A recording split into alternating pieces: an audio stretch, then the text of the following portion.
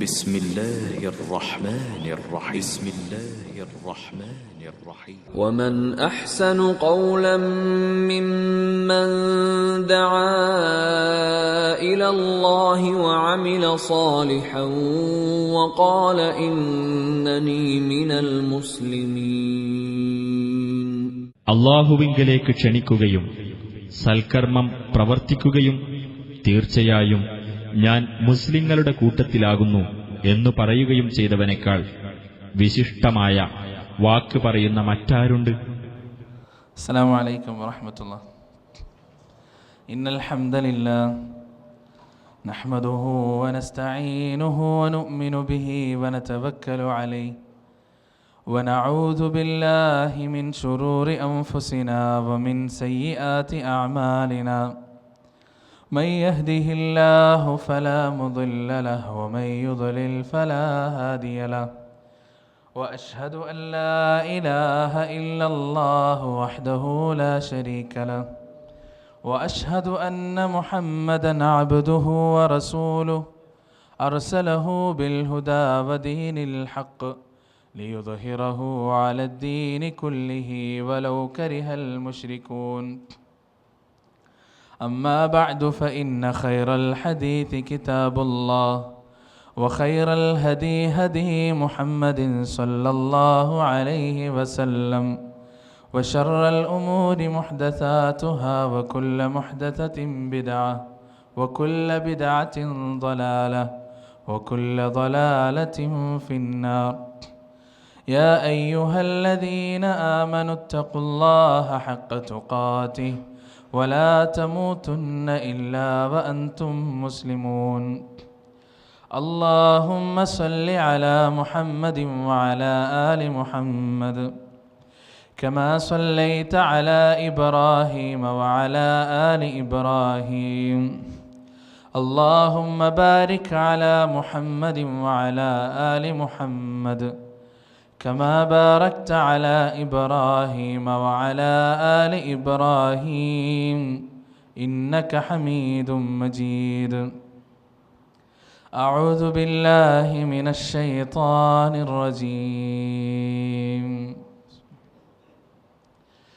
يا أيها الذين آمنوا لا تلهكم أموالكم ولا أولادكم عن ذكر الله ومن يفعل ذلك فأولئك هم الخاسرون. رب اشرح لي صدري ويسر لي أمري واحلل عقدة من لساني يفقهوا قولي.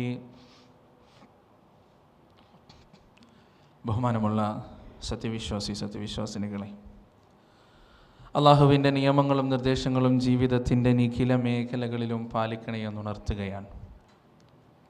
നശ്വരമായ ഈ ലോക ജീവിതത്തിൻ്റെ ഓരോ നോക്കുകൾക്കും വാക്കുകൾക്കും ചിന്തകൾക്ക് പോലും നാളെ അള്ളാഹുവിൻ്റെ കോടതിയിൽ ഉത്തരം പറയേണ്ടതുണ്ടെന്നും നാളിതുവരെ സമ്പാദിച്ച സമ്പാദ്യങ്ങൾക്കോ സന്താനങ്ങൾക്കോ സ്നേഹബന്ധങ്ങൾക്കോ സ്ഥാനമാനങ്ങൾക്കോ സമൂഹങ്ങൾക്കോ സംഘടനകൾക്കോ സൽപ്പേരുകൾക്കോ നാളെ അള്ളാഹുവിൻ്റെ കോടതിയിൽ നമ്മെ തുണക്കുവാനോ നമുക്ക് വേണ്ടി ശുപാർശ ചെയ്യുവാനോ നമ്മുടെ തെറ്റുകുറ്റങ്ങൾ ഏറ്റെടുക്കുവാനോ സാധിക്കുകയില്ല എന്നും സ്നേഹത്തിൻ്റെ ഭാഷയിൽ സ്വന്തത്തോടും നിങ്ങളോടും ഉണർത്തുകയാണ്, ഓർമ്മിപ്പിക്കുകയാണ്. നമ്മളൊക്കെ വിശ്വാസികളാണ്. ജീവിതത്തിൻ്റെ സമസ്ത മേഖലകളിലും ലാ ഇലാഹ ഇല്ലല്ലാഹ് മുഹമ്മദുർ റസൂലുള്ളാഹ് എന്ന കലിമ നെഞ്ചോട് ചേർക്കാൻ അള്ളാഹുവിൻ്റെ മുന്നിൽ പ്രതിജ്ഞ ചെയ്തവർ പലപ്പോഴും റബ്ബ് സുബ്ഹാനഹു വ തആല ജന്മനയോ അല്ലെങ്കിൽ പരിശ്രമ മുഖേനയോ തന്ന ഈ അനുഗ്രഹത്തിൻ്റെ വിലയെക്കുറിച്ച് നാം മനസ്സിലാക്കാറില്ല. നമ്മുടെ ജീവിതത്തിൻ്റെ സാമൂഹിക, വൈയക്തിക, കുടുംബ മേഖലകളിൽ ഇസ്ലാമിൻ്റെ സാന്നിധ്യം കുറഞ്ഞു വരികയാണ്. ഇവിടെ എന്നെ സംസാരിക്കാൻ ഏൽപ്പിച്ച വിഷയം മാതാപിതാക്കളും മക്കളും എന്നതാണ്. സ്വാഭാവികമായും സാധാരണ ഈ ഖതീബന്മാർ പറയാറുണ്ട്, ഒരു മൗലവി ഒരു നാട്ടിൽ ഇങ്ങനെ ഖുതുബ പറയും. 1 കൊല്ലം കഴിഞ്ഞ്, 2 കൊല്ലം കഴിഞ്ഞ്, 3 കൊല്ലം കഴിഞ്ഞ്, അപ്പോൾ പിന്നെ എന്ത് തുടങ്ങും? ചർവണം തുടങ്ങും. പറഞ്ഞെന്നെ വീണ്ടും വരും, പറഞ്ഞെന്നെ പിന്നെയും പറഞ്ഞുകൊണ്ടിരിക്കും.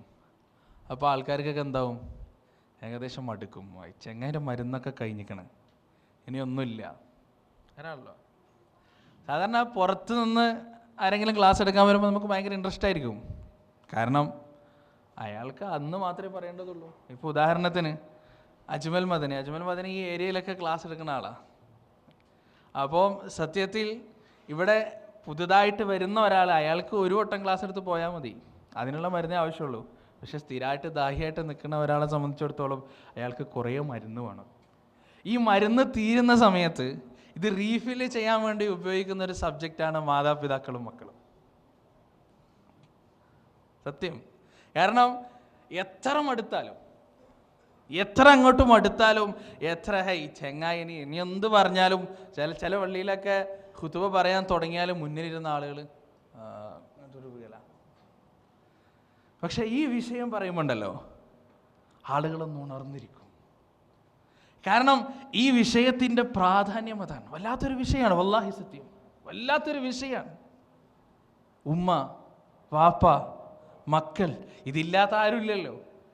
ഈസാ നബി അലൈഹി സ്വലാത്തു വസ്സലാമിന് വാപ്പല്ല, പക്ഷെ ഉമ്മ ഉണ്ട്. ഇങ്ങനെ എല്ലാ മനുഷ്യരുടെയും ജീവിതത്തിൽ അവരുടെ ഹൃദയത്തെ ആകർഷിക്കുന്ന ഒരു വിഷയമാണ് മാതാപിതാക്കളും മക്കളും. മാതാവും പിതാവും എന്നുള്ളത് അല്ലാഹു സുബ്ഹാനഹു വ തആല ഉണ്ടാക്കിയ വല്ലാത്തൊരു സംവിധാനമാണ്. അനന്യവും അനിതര സാധാരണവുമായ സംവിധാനമാണ്.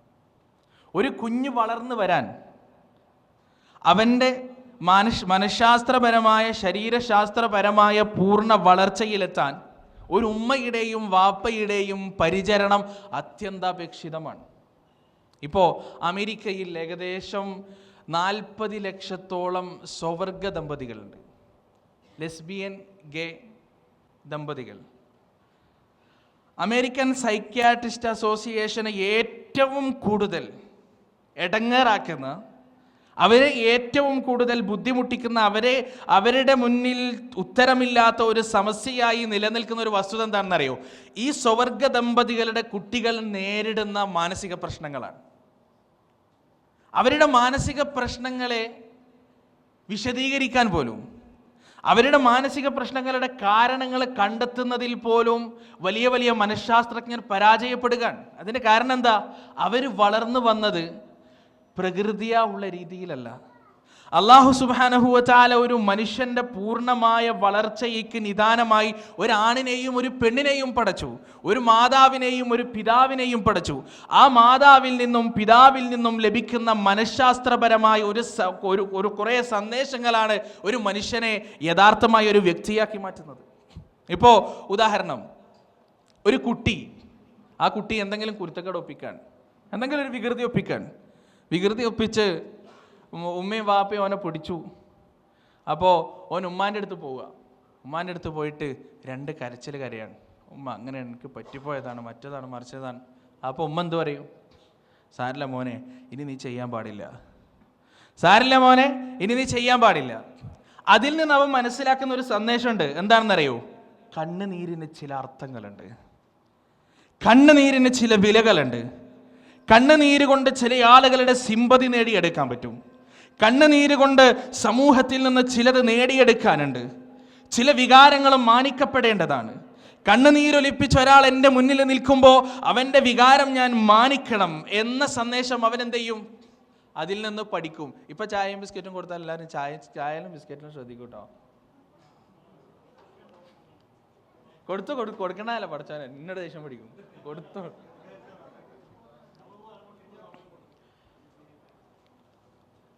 അപ്പോൾ ഒരു ഉമ്മ ഒരു മകനെ കരയുമ്പോൾ മാനിക്കുന്ന സമയത്ത് ആ മകൻ മനസ്സിലാക്കുന്ന എന്താ? എൻ്റെ കണ്ണുനീര് കൊണ്ട് ചില ആളുകളെ എനിക്ക് എന്ത് ചെയ്യാൻ പറ്റും? കൺവിൻസ് ചെയ്യാൻ പറ്റും. ചില ആളുകൾക്ക് ചില കാര്യങ്ങൾ മനസ്സിലാക്കി കൊടുക്കാൻ പറ്റും. അതേ മോന് വാപ്പാൻ്റെ അടുത്ത് പോയിട്ട് കരയാ. വാപ്പ എന്താ പറയാ? അവിടെ നിന്ന് ഇനി മേലെ അങ്ങനെ ചെയ്തിട്ടുണ്ടെങ്കിൽ വെറുതെ അങ്ങോട്ട് കരണ്ട 4 ചീത്ത പറയും. അപ്പോൾ അതിൽ നിന്ന് മനസ്സിലാക്കേണ്ട എന്താ? കണ്ണുനീര് കൊണ്ട് എല്ലായിടത്തും എല്ലാ കാര്യങ്ങളും നേടിയെടുക്കാൻ പറ്റില്ല. ഈ രണ്ട് പുരുഷനും സ്ത്രീയും അല്ലാഹു സുബ്ഹാനഹു വ തആലയുടെ രണ്ട് രീതിയിലുള്ള സൃഷ്ടികളാണ്. ഈ വിരലിൻ്റെ അറ്റം തൊട്ട് മുടിയുടെ അറ്റം തൊട്ട് കാൽപാദങ്ങൾ വരെ അവർ വ്യത്യസ്തരാണ്. ആ രണ്ട് വ്യത്യാസങ്ങളിൽ നിന്നാണ് സത്യത്തിൽ ഒരു മനുഷ്യൻ പാഠങ്ങൾ പഠിക്കേണ്ടത്. ആ രണ്ട് വ്യത്യാസങ്ങളിൽ നിന്ന് പാഠങ്ങൾ പഠിച്ചുകൊണ്ടാണ് ഒരു മനുഷ്യൻ യഥാർത്ഥമായ അവൻ്റെ യുവത്വത്തിലേക്കും അവൻ്റെ വ്യക്തിത്വത്തിലേക്കും കടന്നു ചെല്ലേണ്ടത്. ഇത് അല്ലാഹു സുബ്ഹാനഹു വ തആല ഉണ്ടാക്കിയ വല്ലാത്തൊരു സംവിധാനമാണ്. ഈ രണ്ട് സന്ദേശങ്ങൾ മനസ്സിലാക്കുന്നവൻ സമൂഹത്തിൽ എന്തൊക്കെ പറ്റും, എന്തൊക്കെ പറ്റില്ല, സമൂഹം എന്തൊക്കെ കേൾക്കും, എന്തൊക്കെ കേൾക്കില്ല, എന്തൊക്കെ മാനിക്കും, എന്തൊക്കെ മാനിക്കില്ല, എന്തൊക്കെ അവഗണിക്കും, എന്തൊക്കെ അവഗണിക്കില്ല, എന്തൊക്കെ പരിഗണിക്കും, എന്തൊക്കെ പരിഗണിക്കില്ല, എന്തൊക്കെ വലിച്ചെറിയും, എന്തൊക്കെ വലിച്ചെറിയില്ല എന്ന വളരെ കൃത്യമായ അവബോധം അവൻ്റെ മനസ്സിൻ്റെ അകത്തളങ്ങളിൽ ഉണ്ടാക്കിയെടുക്കുന്നത് മാതാവിൻ്റെയും പിതാവിൻ്റെയും വ്യത്യസ്തമായ സമീപനങ്ങളാണ്. നിങ്ങൾ ചിന്തിച്ചിട്ടുണ്ടോ? നിങ്ങൾ പറയുന്ന ഓരോ വാക്കുകളും, ഉമ്മയും വാപ്പയും പറയുന്ന ഓരോ വാക്കുകളും ഒപ്പിയെടുക്കുന്നുണ്ട് നിങ്ങളുടെ മക്കൾ. മാത്രമല്ല 3 വയസ്സും 4 വയസ്സും 5 വയസ്സുമുള്ള കുട്ടികൾ അവരുടെ ചുറ്റുപാടിലും നടക്കുന്ന പ്രവർത്തനങ്ങളിൽ നിന്നും വാക്കുകളിൽ നിന്നും സംഭാഷണങ്ങളിൽ നിന്നും നാം ഒക്കെ ചിന്തിക്കുകയും മനസ്സിലാക്കുകയും ചെയ്യുന്നതിനെയും എത്രയോ അപ്പുറത്ത് സന്ദേശങ്ങൾ അവർ സ്വീകരിക്കുന്നുണ്ട്. അവർ പഠിക്കാണ്, അവർ വീക്ഷിക്കാണ് ഈ ലോകത്തിനെ കുറിച്ച്, ഈ ലോകത്തിൻ്റെ സംസ്കാരത്തെക്കുറിച്ച്, ഈ ലോകത്തിൻ്റെ ധർമ്മത്തെക്കുറിച്ച്, ഈ ലോകത്തിൻ്റെ സദാചാരത്തെക്കുറിച്ച്. ആ പ്രായത്തിൽ അവന് ലഭിക്കുന്ന സന്ദേശമാണ് പിൽക്കാലത്ത് അവനെ ഒന്നുകിൽ ഹിറ്റ്ലറോ അല്ലെങ്കിൽ മഹാത്മാഗാന്ധിയോ അല്ലെങ്കിൽ അബൂബക്കർ സിദ്ദീഖ് റളിയല്ലാഹു അൻഹു ആക്കി മാറ്റുന്നത്. പലപ്പോഴും നമ്മൾ ശ്രദ്ധിക്കാറില്ല. നമ്മുടെ കുട്ടികളുടെ മുന്നിൽ നിന്ന് സംസാരിക്കുന്ന സംസാരങ്ങൾ വളരെ സൂക്ഷിച്ചു വേണം. ഒരു വീട്ടിൽ വിരുന്നാർ വരുമ്പോൾ കുറച്ച് ഒരു 5-10 വിരുന്നാർ വരുന്ന സമയത്ത്, വിരുന്നാർ വരുന്നതിൻ്റെ മുൻപേ ഈ ഉമ്മയും വാപ്പയും തമ്മിൽ സംഭാഷണമാണ്. അപ്പോൾ വാപ്പ ഉമ്മാനോട് പറയാൻ, എടേ കുറച്ച് അധികം ഉണ്ടായിക്കോ, അതിൻ്റെ കൂട്ടത്തിലൊരു തീറ്റപ്പണ്ടാരുണ്ട്, ഓൻ നല്ലോണം തിന്നും, അവൻ തികഞ്ഞിട്ടില്ലെങ്കിൽ ആളുടെ മുന്നിൽ നാണക്കേടാവും എന്ന് പറയും. വിരുന്നാർ വന്നു, എല്ലാവരും മേശപ്പുറത്തിരുത്തി വരുമ്പോൾ മാഷാ അല്ലാ എത്ര നാളായി ഞങ്ങളെ കാത്തിക്കണം, എത്ര നാളായി നിങ്ങൾ വരാത്ത, എന്താണ് നമ്മളൊക്കെ മറന്നു, ഇതൊക്കെ വയ്യൊക്കെ ഓർമ്മ ഉണ്ട് ഞങ്ങൾക്ക്, അങ്ങനെ ഇങ്ങനെ എന്നൊക്കെ പറഞ്ഞ് നല്ല ഷോപ്പിംഗ് ഒക്കെ കഴിഞ്ഞ് വിരുന്നാരെ തീന്മേശൻ്റെ ചുറ്റിലും പിടിച്ചിരുത്തി ഭക്ഷണം കഴിക്കാൻ തുടങ്ങുമ്പോൾ കൂട്ടത്തിലൊരു തടിച്ച മനുഷ്യൻ. അപ്പോൾ കുട്ടി വന്നിട്ട് വാപ്പാനോട് ചോദിക്കണം, വാപ്പ ഇതാണോ നിങ്ങൾ നേരത്തെ പറഞ്ഞ ആ തീറ്റപ്പണ്ടാരം? എങ്ങനെ ഉണ്ടാവും? കുട്ടികൾ വളരെ വ്യക്തമായി ശ്രദ്ധിക്കുന്നുണ്ട്. ചിലപ്പോൾ നമുക്ക് തിരിച്ചടിയും കിട്ടുമെന്ന് ഇത് കാരണം ചിലപ്പോൾ തിരിച്ചടിയും കിട്ടും. ഒരു മാളിൽ ഷോപ്പിങ്ങിന് പോയതാണ്, സുബ്ഹാനല്ലാഹ് ഇന്നും മറക്കൂല. ഷോപ്പിങ്ങിന് പോയിട്ട് ഇങ്ങനെ എസ്കലേറ്റർ ഉണ്ടല്ലോ, എസ്കലേറ്റർ വഴി ഇങ്ങനെ താഴേക്ക് ഇറങ്ങി വരുന്ന സമയത്ത് മുന്നിലൊരു ഒരു ഇക്ക അദ്ദേഹത്തിൻ്റെ ചെറിയ മോനെ ഇങ്ങനെ തോളത്തിട്ടിട്ടുണ്ട്. അപ്പോൾ ഒരു എസ്കലേറ്ററിന് താഴത്ത് എത്തുന്നതിൻ്റെ മുന്നേ നടന്ന സംഭവം കേട്ടോ. അപ്പോൾ താഴത്തേക്ക് പോണ സമയത്ത് ഇവനിങ്ങനെ ഇവിടെ ഈ ഉപ്പാൻ്റെ തോളത്ത് ഇങ്ങനെ താടി വെച്ചിട്ട് ഇങ്ങനെ നോക്കി ഇങ്ങനെ ചിരിക്കുക. ഞാൻ ഇങ്ങനെ ചിന്തിച്ചു, പടച്ചോനെ എന്തൊരു ലാളിത്യം, എന്തൊരു നൈർമല്യം, എനിക്ക് വല്ലാത്തൊരു കൗതുകം തോന്നി. തിരിച്ചും ചിരിച്ചു. കുറേ ഇങ്ങനെ തലയെ കാട്ടിയപ്പോൾ എനിക്കും കൗതുകം തോന്നി, അങ്ങോട്ടും ഇങ്ങനെ തലയെ കാട്ടി. അവസാനം എസ്കലേറ്ററിൽ ഇറങ്ങാൻ പോനെ കഴുതയെന്ന് വിളിച്ചു. കഴുത ആകെ അന്തം വിട്ടുപോയി. കാരണം നമ്മൾ പറയാറുണ്ടല്ലോ, ഉണ്ണിയെ കണ്ടാലറിയാം മൂരിലെ പഞ്ഞം. ഇതെന്തിൻ്റെ കാര്യത്തിലാണ് സാധാരണ പറയാറ്? ഉണ്ണിയെ കണ്ടാലറിയാം മൂരിലെ പഞ്ഞെന്ന് സാധാരണ പറയാറുള്ളത് ഭക്ഷണത്തിൻ്റെ കാര്യത്തിലാണ്. പക്ഷെ സംസ്കാരത്തിൻ്റെ കാര്യത്തിലും വളരെ വ്യക്തമായിട്ട് അത് മനസ്സിലാവും. ഒരു ഉണ്ണിയെ കണ്ടാലറിയാം വീട്ടിലെ സംസ്കാരത്തിൻ്റെ പഞ്ഞം. ഈ കഴുതയെന്നും പോത്തേന്നൊക്കെയുള്ള വാക്കുണ്ടല്ലോ, ഉമ്മയും വാപ്പയും വീട്ടിൽ പരസ്പരം നടത്തുന്ന സ്നേഹ സംഭാഷണങ്ങളാണ്. ഇതാണ് കുട്ടി സമൂഹത്തിൽ ഇറങ്ങി നടത്തുന്നത്. ഒരു വീട്ടിലെ ഒരു കുട്ടി എന്ന് പറഞ്ഞാൽ എന്താ? അവൻ ആ കുടുംബത്തിൻ്റെ കണ്ണാടിയാണ്. ആ കുടുംബത്തിൻ്റെ സംസ്കാരവും ആ കുടുംബത്തിൻ്റെ അകത്തളങ്ങളിൽ നിലനിൽക്കുന്ന മൂല്യങ്ങളും വളരെ വ്യക്തമായി സമൂഹത്തിൻ്റെ മുന്നിൽ അവൻ പ്രദർശിപ്പിച്ചുകൊണ്ടേയിരിക്കും. ഇവിടെയാണ് ഇസ്ലാമിൻ്റെ പ്രസക്തി, ഇവിടെയാണ് ദീനിൻ്റെ പ്രസക്തി. നമ്മുടെ സമൂഹം വളർന്നു വരുന്ന, നമ്മുടെ കുട്ടികൾ വളർന്നു വരുന്ന സമൂഹത്തിൻ്റെ അവസ്ഥ എന്താണ് സഹോദരങ്ങൾ? പരിതാപകരമാണ്. ഒരു വാപ്പ വളരെ സങ്കടത്തോടുകൂടി ഒരു അനുഭവം പങ്കുവെച്ചതായി ഓർക്കുന്നു, വളരെ വിചിത്രമായിട്ട്. അദ്ദേഹത്തോട് ഞാൻ അനുവാദം ചോദിച്ചു, ഇത് ഞാൻ വേദികളിൽ പറയുന്നതിന് നിങ്ങൾക്ക് പ്രശ്നമുണ്ടോ? അദ്ദേഹം ഇല്ല എന്ന് പറഞ്ഞു. അദ്ദേഹം പറഞ്ഞെന്താ അറിയോ, എൻ്റെ മോനൊരാഗ്രഹം. എന്താണ് ആഗ്രഹം? എഞ്ചിനീയർ ആവാനോ ഡോക്ടർ ആവാനോ IAS ആവാനോ? എന്താണ് നിങ്ങളുടെ മോൻ്റെ ആഗ്രഹം എന്താണെന്ന് പറയും. അപ്പം അദ്ദേഹം പറയാണ്, അവന് ട്രാൻസ്ജെൻഡർ സർജറിക്ക് വിധേയനാകണം, എന്നിട്ട് അവന് പെണ്ണാകണം. ആലോചിച്ച് നോക്ക്, ട്രാൻസ്ജെൻഡർ സർജറിക്ക് വിധേയമായി അവന് പെണ്ണാകണം എന്ന് അവൻ പറഞ്ഞുകൊണ്ടിരിക്കുന്നു. അവൻ ഇന്റർനെറ്റിൽ LGBT കമ്മ്യൂണിറ്റിയിൽ മെമ്പർഷിപ്പ് എടുത്തു. അവൻ അവർക്ക് വേണ്ടി പ്രവർത്തിക്കാൻ ആഗ്രഹമുണ്ട്. നിങ്ങളൊന്ന് ആലോചിച്ച് നോക്ക് സഹോദരങ്ങളെ, ഈ യുവാക്കൾ, ഈ നിങ്ങളുടെ തലമുറക്ക് ചിന്തിക്കാനും ആലോചിക്കാനും പറ്റുന്നതിനും എത്രയോ അപ്പുറത്താണ് ഇവരുടെ പോക്ക്, യുവാക്കളുടെ പോക്ക്. സുബ്ഹാനല്ലാഹ്. എന്തിനേയും വെള്ളപൂശുന്ന, എന്തിനേയും ഇത് എന്തിൻ്റെ ഈ യുവാക്കളുടെ ഒരു സുപ്രഭാതത്തിൽ പൊട്ടിമുളച്ചവരാണോ? അല്ല. കാലങ്ങളായുള്ള ചില സ്ഥാപിത താല്പര്യക്കാരുടെ പ്രചണ്ഡമായ പ്രചാരണങ്ങൾക്ക് വശംവദരായ ഒരുപറ്റം ദൗർഭാഗ്യങ്ങളാണവർ. അവർ പറഞ്ഞിട്ട് കാര്യമില്ല. ഞാനൊരു ഉദാഹരണം പറയാം. 2 സ്ത്രീകൾ ഇങ്ങനെ നടന്നു വരിക. നിങ്ങൾ ശരിക്കും ശ്രദ്ധിക്കണം. 2 സ്ത്രീകൾ ഇങ്ങനെ നടന്നു വരിക. ഒരു സ്ത്രീ മുട്ടിൻ്റെ മേലുള്ള എന്താ പറയുക, ദാരിദ്ര്യത്തെ സൂചിപ്പിക്കുന്ന തരത്തിലുള്ള വസ്ത്രം, ഇറുങ്ങിയ വസ്ത്രം ഇട്ടിങ്ങനെ നടന്നു വരിക. വേറൊരു സ്ത്രീ അത്യാവശ്യം ശരീരമൊക്കെ മറച്ച് നല്ല മാന്യമായ രൂപത്തിൽ വസ്ത്രം ധരിച്ചു വരിക. ഞാൻ നിങ്ങളോടൊരു ചോദ്യം ചോദിക്കട്ടെ. ഈ 2 സ്ത്രീകളെ നിങ്ങൾ കാണുന്ന സമയത്ത് ഇതിൽ സ്വാതന്ത്ര്യത്തിൻ്റെ പ്രതീകമായി ഏത് സ്ത്രീയാണ് നിങ്ങൾക്ക് തോന്നുക? അറിയില്ലേ? ആത്മാർത്ഥമായിട്ട് മറുപടി പറയണം. ഇതിൽ സ്വാതന്ത്ര്യത്തെ പ്രതിനിധീകരിക്കുന്ന സ്ത്രീയായിട്ട് ആരെയാണ് നിങ്ങൾക്ക് തോന്നുക? മാന്യ തന്നെ ഒക്കെ വെറുതെ പറയാ അല്ലേ? ദാരിദ്ര്യത്തിന്റെ വസ്ത്രം ധരിച്ച ആളെയാണ് സ്വാതന്ത്ര്യത്തിന്റെ ആളുകളായി തോന്നാൻ. കാരണം ഇപ്പൊ നമുക്ക് അങ്ങനെ പറയാ, എന്ത് സാമാന്യമായിട്ട് വസ്ത്രം ധരിച്ച ആളല്ലേ സ്വാതന്ത്ര്യത്തിന്റെ ആള്. പക്ഷെ സത്യത്തിൽ നമ്മൾ പോലും അറിയാതെ നമ്മുടെ മനസ്സിന്റെ അകത്തളങ്ങളിൽ ആ സ്ത്രീയെ അഭിനന്ദിക്കാൻ, ആ സ്ത്രീയോട് ഒരു തരത്തിലുള്ള ബഹുമാനം. എന്താണ്? അവർ കുറച്ച് വിദ്യാഭ്യാസം, അങ്ങനെയുള്ള ഒരു സ്ത്രീയെ കാണുമ്പോൾ തന്നെ നമ്മൾ മനസ്സിലാക്കാൻ കുറച്ച് വിദ്യാഭ്യാസം ഉണ്ടാവും, വിവരം ഉണ്ടാവും, കുറച്ച് പൈസ ഉണ്ടാവും, കുറച്ച് അന്തസ്സ് ഉണ്ടാവും, അഭിമാനം ഉണ്ടാവും, വിവരം ഉണ്ടാവും, വിവേകം ഉണ്ടാവും എന്നൊക്കെ നമ്മളങ്ങോട്ട് തീരുമാനിക്കാൻ. ഇതെന്തിൻ്റെ ഫലമാണെന്നറിയോ? സുബ്ഹാനല്ലാഹ്, നഊദു ബില്ലാഹ്. ഇതെന്തിൻ്റെ ഫലമാണെന്നറിയോ? ചില ആളുകൾക്ക് ഇവിടെ സെക്ഷൽ ബോംബുകളെ ക്രിയേറ്റ് ചെയ്യണം. ചില ആളുകൾക്ക് സ്ത്രീകളുടെ ശരീരത്തെ വിപണനവൽക്കരിക്കണം. ചില ആളുകൾക്ക് സ്ത്രീ ശരീരത്തെ കേവലം ഉപഭോഗ വസ്തുവായി തളച്ചിടണം. അതിനെന്ത് വേണം? മാന്യമായ വസ്ത്രധാരണം ഒരു തെറ്റായി ചിത്രീകരിക്കണം. മാന്യമായ വസ്ത്രധാരണം പാരതന്ത്ര്യത്തിൻ്റെയും അടിച്ചമർത്തലിൻ്റെയും അടിമത്തത്തിൻ്റെയും പ്രതീകമായി ചിത്രീകരിച്ചു കഴിഞ്ഞാൽ പിന്നെ ആ വസ്ത്രം ഏത് സ്ത്രീയെ ആഗ്രഹിക്കാതെക്കുക? സ്വന്തമായിട്ട് ഞാൻ സമൂഹത്തിൻ്റെ മുന്നിൽ അത്യാവശ്യം അന്തസ്സും അഭിമാനവുമുള്ള ഒരു വ്യക്തിയായി അറിയപ്പെടണമെന്ന് ആഗ്രഹിക്കാത്ത സ്ത്രീ ആരാണുള്ളത്? ആരുമില്ലല്ലോ. അപ്പോൾ കേവലം ഈ ഒരു മാധ്യമങ്ങളെ ഉപയോഗിച്ച് അവർ പ്രചരിപ്പിക്കുകയാണ്. എന്ത്?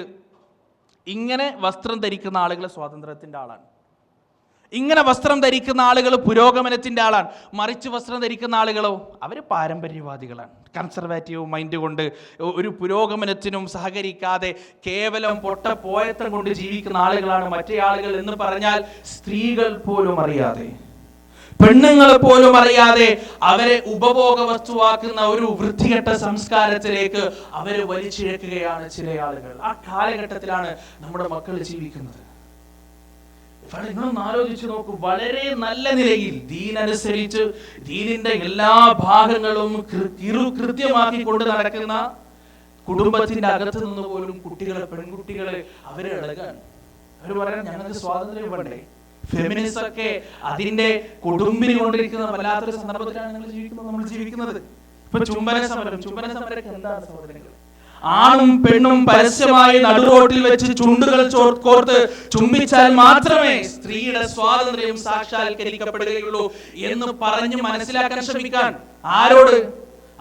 സുബ്ഹാനല്ലാഹ്, 90% സാക്ഷരത നേടി എന്ന് ലോകത്തിന്റെ മുന്നിൽ അഭിമാനത്തോടെ വിളിച്ചു പറയുന്ന കേരളത്തിലെ പ്രബുദ്ധ സമുദായത്തോടാണ് പറയുന്നത്, സ്ത്രീകൾക്ക് സ്വാതന്ത്ര്യം ലഭിച്ചു എന്ന് ഞങ്ങൾ സമ്മതിക്കണോ? എങ്കിൽ നിങ്ങൾ തെരുവുകളിലേക്ക് ഇറങ്ങുക, എന്നിട്ട് ചുംബിക്കുക എന്ന് പറയാൻ, അത് ഏറ്റെടുക്കാൻ. നിങ്ങളറിയോ, ലണ്ടനിലും അതുപോലെ പാശ്ചാത്യ രാജ്യങ്ങളിലും പല പാർക്കുകളിലും ചെന്നാൽ ഇന്ന് നിങ്ങൾക്ക് പരസ്യമായ മതപ്രബോധനങ്ങൾ കാണാൻ പറ്റും. പരസ്യമായ മതപ്രബോധനങ്ങള്, ക്രിസ്ത്യാനിറ്റി ആയാലും ഇസ്ലാം ആയാലും എല്ലാ മതങ്ങളുടെയും പ്രബോധനങ്ങൾ ഗവൺമെന്റ് ചെലവിൽ നടത്തും. അതിന്റെ കാരണം എന്താ അറിയോ? അത് അവരുടെ ഒരു സീക്രട്ട് പോളിസിയാണ്. മതങ്ങളിലൂടെ കുടുംബം രൂപീകരിക്കാൻ സാധിക്കും. കുടുംബത്തിന്റെ പുനഃസംഘടന മതങ്ങളിലൂടെ രൂപീകരിക്കാൻ സാധിക്കും. അതുകൊണ്ട് തകർന്നുകൊണ്ടിരിക്കുന്ന, ശിഥിലമായിക്കൊണ്ടിരിക്കുന്ന കുടുംബങ്ങളെ ഊട്ടിയുറപ്പിക്കാൻ സമൂഹത്തിൽ മതങ്ങൾക്ക് വേരുറപ്പിക്കുക എന്നൊരു പോളിസിയായിട്ട് അവരിറങ്ങി. എന്നിട്ട് അവർ മതം പ്രചരിപ്പിക്കുക, കുടുംബത്തിനെ പുനഃസ്ഥാപിക്കാൻ. കുടുംബത്തിന്റെ പുനഃസ്ഥാപനത്തിന് വേണ്ടി പാശ്ചാത്യ രാജ്യങ്ങൾ മതം പ്രചരിപ്പിക്കാൻ നടക്കുക. അപ്പോഴോ പാശ്ചാത്യ രാജ്യങ്ങളിൽ ചവച്ചു തുപ്പിയ സ്വതന്ത്ര ലൈംഗികത എന്ന കാര്യം എടുത്ത് ചവക്കുക നമ്മുടെ നാട്ടിലുള്ള ആളുകൾ. എന്നിട്ട് നമ്മുടെ യുവാക്കളുടെ മസ്തിഷ്കത്തിലേക്ക് അതിനു വേണ്ടിയുള്ള കാര്യങ്ങൾ ഇട്ടുകൊടുക്കുക. ഇവിടെ സത്യത്തിൽ നമ്മൾ മനസ്സിലാക്കേണ്ട കാര്യം, പാശ്ചാത്യ രാജ്യങ്ങളെ ചവച്ചു തുപ്പി അവരുടെ ഒരുപാട് കാലത്ത് നെറികെട്ട ജീവിതത്തിനൊടുവിൽ അവർ മനസ്സിലാക്കിയ ധർമ്മത്തിന്റെയും സംസ്കാരത്തിന്റെയും മതത്തിന്റെയും പ്രസക്തി 1400 വർഷങ്ങൾക്ക് മുമ്പ് പ്രവാചകൻ സല്ലല്ലാഹു അലൈഹി വസല്ലമ നമുക്ക് പഠിപ്പിച്ചു തന്നിട്ടുണ്ട്. അദ്ദേഹം ഈ ലോകത്തോട് വിട പറയുന്നതിന് മുന്നേ നമ്മോട് പറഞ്ഞു, തറക്തു ഫീകും അംറൈൻ ലൻ തദില്ലു മാ തമസ്സക്തും ബിഹിമാ കിതാബുല്ലാഹി വസുന്നത്തു റസൂലിഹി. കണ്ടിട്ടാണ് നബി അത് പറഞ്ഞത്, മനസ്സിലാക്കിയിട്ടാണ് നബി അത് പറഞ്ഞത്. അനിതര സാധാരണമായ ദീർഘവീക്ഷണത്തിലൂടെ പ്രവാചകൻ സല്ലല്ലാഹു അലൈഹി വസല്ലമയുടെ ഉമ്മത്ത് ചെന്ന് പതിക്കാനുള്ള അധാർമികതയുടെയും അന്ധകാരത്തിന്റെയും വലിയ കൂടാരങ്ങൾ കണ്ടുകൊണ്ട് തന്നെയാണ് നബി സല്ലല്ലാഹു അലൈഹി വസല്ലം അത് പറഞ്ഞത്. എന്റെ ഉമ്മത്തെ മുറുകെ പിടിക്കുക നിങ്ങൾ ഖുർആനിലെ, മുറുകെ പിടിക്കുക നിങ്ങൾ സുന്നത്തിനെ. ഇവിടെയൊന്നുമല്ല ഇത്. നിങ്ങളൊന്ന് ആലോചിച്ച് നോക്കൂ. ലൂത്ത് നബി അലൈഹിസ്സലാത്തു വസ്സലാം അദ്ദേഹത്തിന്റെ സമുദായത്തോട് പറഞ്ഞു, നിങ്ങൾ എന്താ ചെയ്യുന്നത്? നിങ്ങൾ എന്താണ് ചെയ്യുന്നത്? ഇന്നകും ലതഅതൂന റിജാൽ ശഹവത മിൻ ദൂനി നിസാ ബൽ അൻതും ഖൗമുൻ മുസ്രിഫൂൻ. നിങ്ങൾ ആണുങ്ങളുടെ അടുത്തേക്ക് ചെല്ലുകയാണോ? അല്ലാഹു നിങ്ങൾക്ക് സൃഷ്ടിച്ചു വെച്ച പെണ്ണുങ്ങളുടെ അടുത്തേക്ക് കടന്നു ചെല്ലാൻ പകരം കാമവികാരവുമായി ആണുങ്ങളുടെ അടുത്തേക്ക് നിങ്ങൾ ചെല്ലുകയാണോ? മാ സബഖകും ബിഹാ മിൻ അഹദി മിനൽ ആലമീൻ. ഒരാളും ഈ ലോകത്ത് കഴിഞ്ഞു പോയ ഒരു സമുദായത്തിനും ഇല്ലാത്ത വല്ലാത്തൊരു രോഗമാണല്ലോ നിങ്ങൾക്ക് കടന്നു വന്നത് എന്ന് ലൂത്ത് നബി അലൈഹിസ്സലാത്തു വസ്സലാം അവരോട് പറഞ്ഞപ്പോൾ അവർ പറഞ്ഞൊരു മറുപടി ഉണ്ട്, വമാ കാന ജവാബ ഖൗമിഹി ഇല്ലാ അൻ ഖാലു അഖ്രിജൂഹും മിൻ ഖർയതികും ഇന്നഹും ഉനാസു യതതഹറൂൻ. ഇന്നഹും ഉനാസു യതതഹറൂൻ. അല്ലാഹു അക്ബർ. സഹോദരങ്ങളെ, 21ാം നൂറ്റാണ്ടിൽ ജീവിക്കുന്ന, 21ാം നൂറ്റാണ്ടിന്റെ മീഡിയ കാണുന്ന, 21ാം നൂറ്റാണ്ടിന്റെ സംസ്കാരത്തിന് സാക്ഷ്യം വഹിക്കുന്ന, 21ാം നൂറ്റാണ്ടിന്റെ ധർമ്മങ്ങൾ അറിയുന്ന, 21ാം നൂറ്റാണ്ട് സദാചാരത്തിന് കൊടുത്ത വില അറിയുന്ന എന്നോടും നിങ്ങളോടും അല്ലാഹു സുബ്ഹാനഹു വ തആല സംസാരിച്ചതാണ്. വമാ കാന ജവാബ ഖൗമിഹി ഇല്ലാ അൻ ഖാലു അഖ്രിജൂഹും മിൻ ഖർയതികും ഇന്നഹും ഉനാസു യതതഹറൂൻ. ലൂത്ത് നബി അലൈഹിസ്സലാത്തു വസ്സലാം സദാചാരമടങ്ങുന്ന ഉപദേശവുമായി സമുദായത്തിന്റെ ഇടയിലേക്ക് കടന്നു ചെന്നപ്പോൾ ആ സമുദായത്തിന്റെ അകത്ത് നിന്നുണ്ടായ മറുപടി എന്താണെന്ന് അറിയുമോ? പുറത്താക്കുക. അഖ്രിജൂഹും മിൻ ഖർയതികും. എന്തിനാണ് അവന്മാരെ നിങ്ങളുടെ നാട്ടിൽ നിർത്തിക്കുന്നത്? എന്തിനാണ് അവന്മാരെ നിങ്ങളുടെ നാട്ടിൽ നിർത്തിക്കുന്നത്? ഇന്നഹും ഉനാസു യതതഹറൂൻ. അവർ പരിശുദ്ധന്മാരാണ്, അവർ പരിശുദ്ധി നയിക്കുന്നവരാണ്, അവർ പരിശുദ്ധി ആഗ്രഹിക്കുന്നവരാണ്. അതുകൊണ്ട് അവരെ നിങ്ങളുടെ നാട്ടിൽ നിന്ന് പുറത്താക്കുക. ഒന്ന് ആലോചിച്ചു നോക്കുക സഹോദരങ്ങളെ. കോളേജുകൾ, ക്യാമ്പസുകൾ നിങ്ങളൊന്ന് എടുത്തു നോക്കുക. ക്യാമ്പസുകൾ നിങ്ങളൊന്ന് എടുത്തു നോക്കുക. ഒരു കൂട്ടം യുവാക്കൾ ഒരു ഭാഗത്ത് നിന്ന് മയക്കുമരുന്നും കഞ്ചാവുമായി കഴിഞ്ഞുകൂടുന്നുണ്ടെങ്കിൽ ഒരു കുട്ടി അവിടെ ചെന്ന് പറയാ, എടാ നിന്റെയൊക്കെ ഉമ്മയും ബാപ്പയും ക്യാമ്പസിലേക്ക് പറഞ്ഞു വിട്ടത് പ്രതീക്ഷകളും പ്രത്യാശകളുമായല്ലേ? ഇതിന്റെയൊക്കെ ഉമ്മയും ബാപ്പയും രാവും പകലും കിടന്ന് അധ്വാനിച്ച് ഇവിടെ പണം ചെലവഴിക്കുന്നത് മയക്കുമരുന്നിന്റെയും കഞ്ചാവിന്റെയും ഇടയിൽപ്പെട്ട് ജീവിതം നശിപ്പിച്ചു കളയാനാണോ? എന്തിനാണ് ഉമ്മയുടെയും ബാപ്പയുടെയും കണ്ണുനീര് കൊണ്ട് സർവശക്തനായ അള്ളാഹുവിന്റെ ശാപവും കോപവും നേടിയെടുക്കുന്നത് എന്നൊരു കുട്ടി ചോദിച്ചാൽ എന്താണോ ലൂത്ത് നബി അലൈഹിസ്സലാത്തു വസ്സലാമിന്റെ സമുദായം അദ്ദേഹത്തോട് പറഞ്ഞ മറുപടി അത് തന്നെയായിരിക്കും അല്ലേ? ആ കഞ്ചാവ് പുകക്കുന്ന, മയക്കുമരുന്ന് അടിമപ്പെട്ട കുട്ടികൾ ആ കുട്ടിയോട്, യുവാവിനോട് മറുപടി പറയും, ഒരു പക്ഷേ നീ പോയിക്കോ നിന്റെ പാട്ടിന്, നീ നല്ല ആളാണ്, നീ ഭയങ്കര ഡീസന്റ് ആണ്, പക്ഷെ നമുക്ക് ഡീസന്റ് ആവണ്ട, നമുക്ക് ഡീസന്റ് ആവാൻ യാതൊരു ആഗ്രഹവുമില്ല. പുച്ഛമാണ്. ഒരു 2-3 ഫേക്ക് അക്കൗണ്ട് ഇല്ലാത്ത കുട്ടികളോട് ഇത് നിങ്ങൾ വിചാരിക്കും ഞാൻ പറയുമ്പോ +2 കഴിഞ്ഞ ഡിഗ്രിക്ക് പഠിക്കുന്ന കുട്ടികൾക്കായിരിക്കും ഫേക്ക്. അതൊന്നല്ല, 5ാം ക്ലാസ്സിലും 6ാം ക്ലാസ്സിലും പഠിക്കുന്ന ആൺകുട്ടികൾക്കും പെൺകുട്ടികൾക്കും 5ഉം 6ഉം ഫേക്ക് അക്കൗണ്ടാണ്. 5ഉം 6ഉം ഫേക്ക് അക്കൗണ്ട്. എന്തിനാ? ആൺകുട്ടികളുമായി ചാറ്റ് ചെയ്യാൻ, പെൺകുട്ടികളുമായി ചാറ്റ് ചെയ്യാൻ, എന്നിട്ട് പറ്റിക്കൽ ഒരു ഹോബിയാണ്. ഇപ്പൊ പുതിയ ഫാഷൻ എന്താ അറിയോ? പുതിയ ഫാഷൻ എന്താ അറിയോ? ആൺകുട്ടിയും പെൺകുട്ടിയും തമ്മിൽ ബന്ധം സ്ഥാപിക്കുന്നതിന്റെ പുതിയ രൂപമാണ് ദീൻ പറഞ്ഞു കൊടുക്കുക. ദീന് പറഞ്ഞു കൊടുക്കുക, ഉപദേശിച്ചു കൊടുക്കുക. അവളിങ്ങനെ തട്ടൊന്നും ഇല്ലാണ്ട് വരുന്നുണ്ടെങ്കിൽ തട്ടൊക്കെ പിടിച്ച് നേർക്കാക്കി കൊടുക്കുക. എന്താ ഇങ്ങനെ തട്ടൊക്കെ ഇട്ടിട്ട് വരണ്ടേ എന്നൊക്കെ പറഞ്ഞ തട്ടൊക്കെ പിടിച്ച് നേർക്കാക്കി കൊടുക്കുക, എന്നിട്ട് ഉപദേശിച്ചു കൊടുക്കുക. ഇതൊക്കെ എന്തിനാ?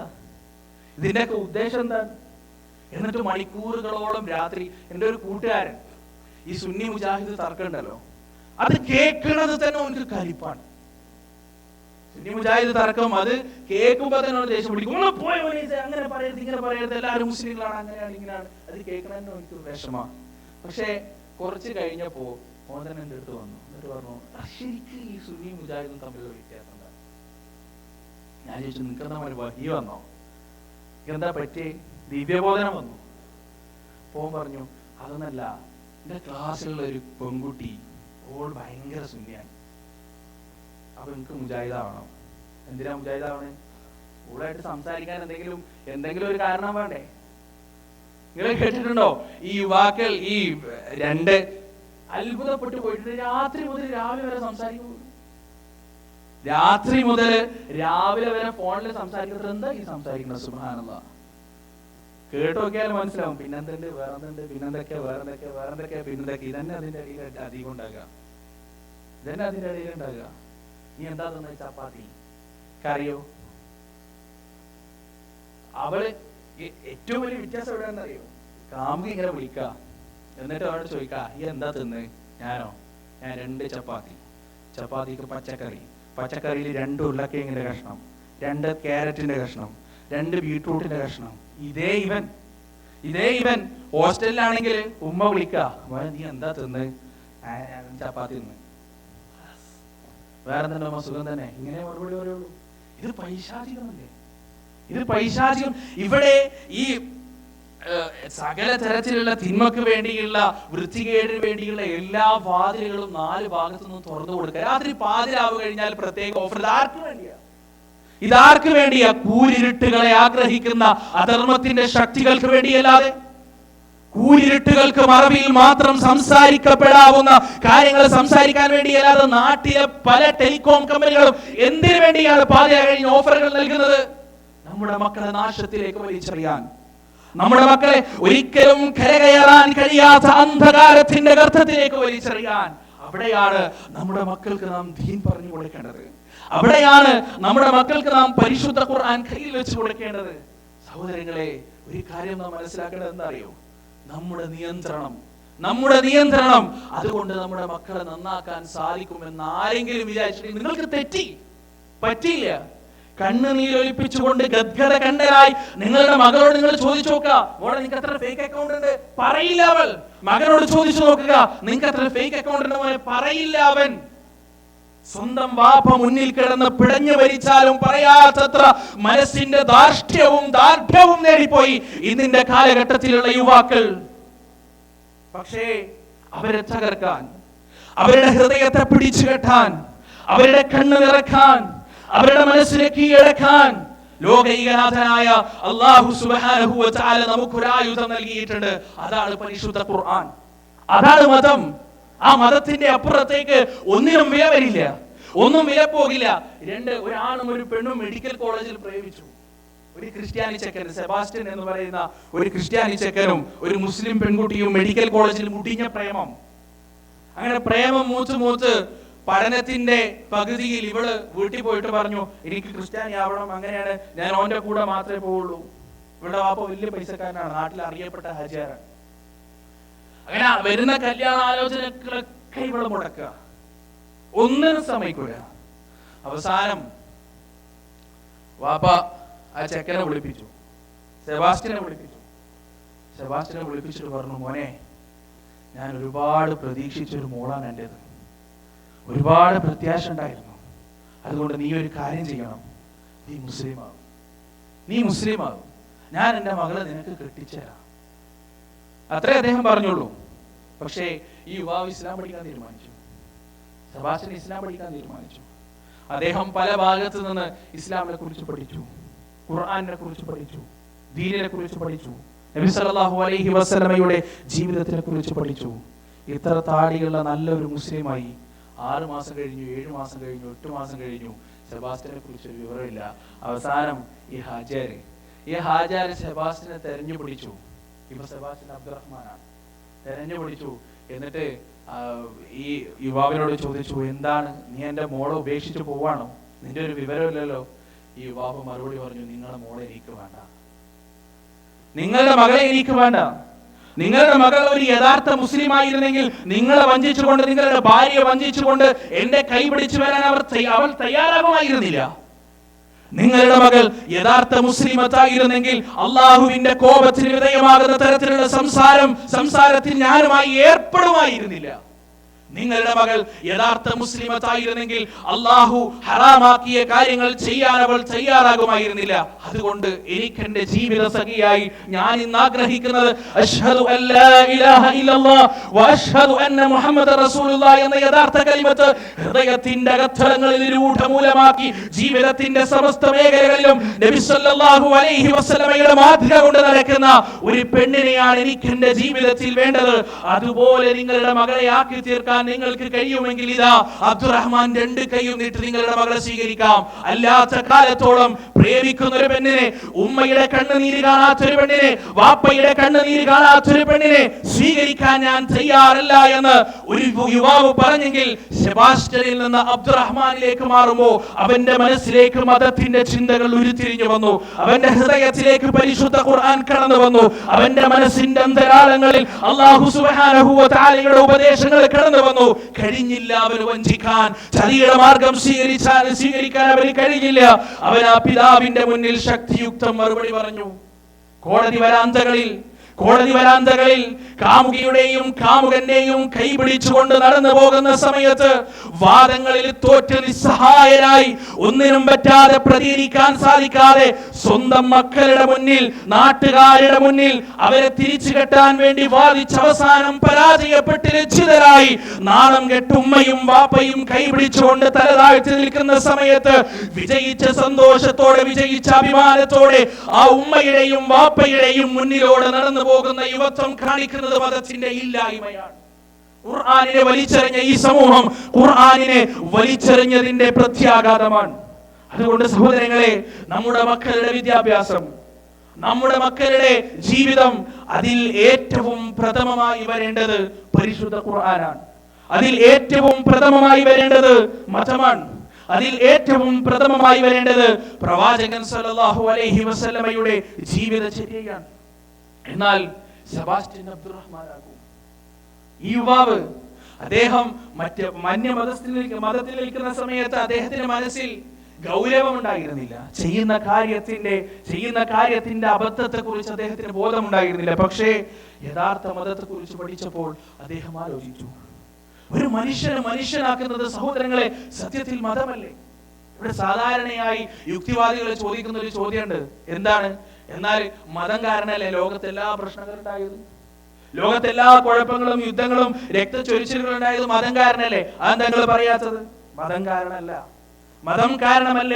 മതത്തിന്റെ അകത്തളങ്ങളിലുണ്ട് യുക്തിവാദികൾ. 2 തരത്തിലുള്ള യുക്തിവാദികളാണുള്ളത്. ഒന്നാമത്തെ തരത്തിലുള്ള യുക്തിവാദികൾ ആരാണെന്ന് അറിയോ? ശക്തിയുക്തം ധൈര്യത്തോടു കൂടി സമൂഹത്തിന്റെ മുന്നിൽ വിളിച്ചു പറയും, ഞാൻ യുക്തിവാദിയാണ്, പടച്ചോനില്ല, പരലോകമില്ല, സ്വർഗമില്ല, നരകമില്ല, ഒന്നുമില്ല എന്ന് ധൈര്യസമേതം വിളിച്ചു പറയുന്ന ആളുകളാണ് ഒന്നാമത്തെ ആളുകൾ. പക്ഷേ രണ്ടാമത്തെ ആളുകൾ അവർ മതത്തിന്റെ അനുയായികളായി ചമയും. പക്ഷേ ഹൃദയത്തിന്റെ അകത്തളങ്ങളിൽ അവർക്ക് അവിശ്വാസമാണ്. അവരാണ് മുനാഫിക്കുകൾ, കപടവിശ്വാസികൾ. അവരാണ് മതത്തിന്റെ പേരിൽ വേണ്ടാധീനം ചെയ്തു കൂട്ടുന്നത്. അവരെ കുറിച്ചാണ് ഖുർആൻ പറഞ്ഞത്, ഇന്നൽ മുനാഫിഖീന ഫി ദർകിൽ അസ്ഫലി മിനന്നാർ ഫലൻ തജിദ ലഹും നസീറാ. ഇന്നൽ മുനാഫിഖീന ഫി ദർകിൽ അസ്ഫലി മിനന്നാർ. മതത്തെ കളങ്കപ്പെടുത്തുന്നവർ, സമൂഹത്തിന്റെ മുന്നിൽ മതത്തിന്റെ ആളുകളായി ചമയുന്നവർ, സമൂഹത്തിന്റെ മുന്നിൽ ലാ ഇലാഹ ഇല്ലല്ലാഹയുടെ ആളുകളായി ചമഞ്ഞ് ഹൃദയത്തിന്റെ അകത്തളങ്ങളിൽ അവിശ്വാസം കൊണ്ട് നടക്കുന്നവർ, അവർക്കുള്ള ശിക്ഷ എന്താണ്? ഫി ദർകിൽ അസ്ഫലി മിനന്നാർ. അവരാണ് നരകത്തിന്റെ അടിത്തട്ടിലുള്ള ആളുകൾ. അവരാണ് നരകത്തിന്റെ ഏറ്റവും ഭീകരമായ ക്രൂരമായ ശിക്ഷ നേരിടുന്ന ആളുകൾ, അവരാണ് നരകത്തിന്റെ ഏറ്റവും ഭയാനകമായ ശിക്ഷയുടെ ആളുകൾ. ഇതാണ് പരിശുദ്ധ ഖുർആൻ പറഞ്ഞത്. അപ്പോ മതം യഥാർത്ഥമായി ഉൾക്കൊണ്ട ഒരു വ്യക്തി ഒരിക്കലും തെറ്റിപ്പോകില്ല. മതം യഥാർത്ഥമായി ഉൾക്കൊണ്ട ഒരു വ്യക്തി വേണ്ടാധീനം ചെയ്യില്ല. പിന്നെ വേണ്ടാധീനം ചെയ്യുന്നതാരാ? മതം ഉണ്ട് എന്ന് സമൂഹത്തിന്റെ മുന്നിൽ അവകാശപ്പെടുകയും അതേസമയം അവിശ്വാസം മനസ്സിൽ സൂക്ഷിക്കുകയും ചെയ്യുന്ന ആളുകളാണ് തീർച്ചയായും മതത്തിന്റെ പേരിൽ വേണ്ടാധീനം ചെയ്തു കൂട്ടുന്നത്. അതുകൊണ്ട് മക്കളെ മതം പഠിപ്പിക്കുക, ദീന് പഠിപ്പിക്കുക. അല്ലെങ്കിൽ എന്താ അവസ്ഥ? ഞാൻ തുടക്കത്തിൽ ഓതി വെച്ച ആയത്തുണ്ടല്ലോ, യാ അയ്യുഹല്ലദീന ആമനൂ لا تلهكم أموالكم ولا أولادكم عن ذكر الله ومن يفعل ذلك فأولئك هم الخاسرون. വിശ്വാസികളോടാണ് അല്ലാഹു പറയുന്നത്, വിശ്വാസികളെ, لا تلهكم أموالكم ولا أولادكم, നിങ്ങളെ പിന്തിരിപ്പിച്ച് കളയാൻ പാടില്ല. നിങ്ങളുടെ മക്കളുടെ കിളിക്കൊഞ്ചലുകളോ നിങ്ങളുടെ സമ്പത്തിന്റെ ആധിക്യമോ ഒരിക്കലും തന്നെ നിങ്ങളെ പിന്തിരിപ്പിച്ച് കളയാൻ പാടില്ല.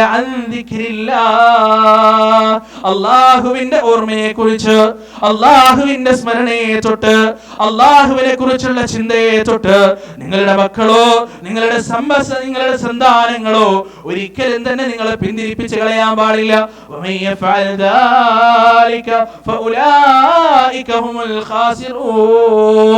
ആരാണോ അപ്രകാരം പ്രവർത്തിക്കുന്നത്, ആരാണോ മക്കളുടെ കാര്യത്തിൽ ദീനിനെ അവഗണിച്ചു കളഞ്ഞത്, ആരാണോ ആഴ്ചയിൽ 2 മണിക്കൂർ മാത്രം മക്കളെ മതം പഠിപ്പിക്കാൻ വേണ്ടി മാറ്റിവെച്ചത്, ആരാണോ പരിശുദ്ധ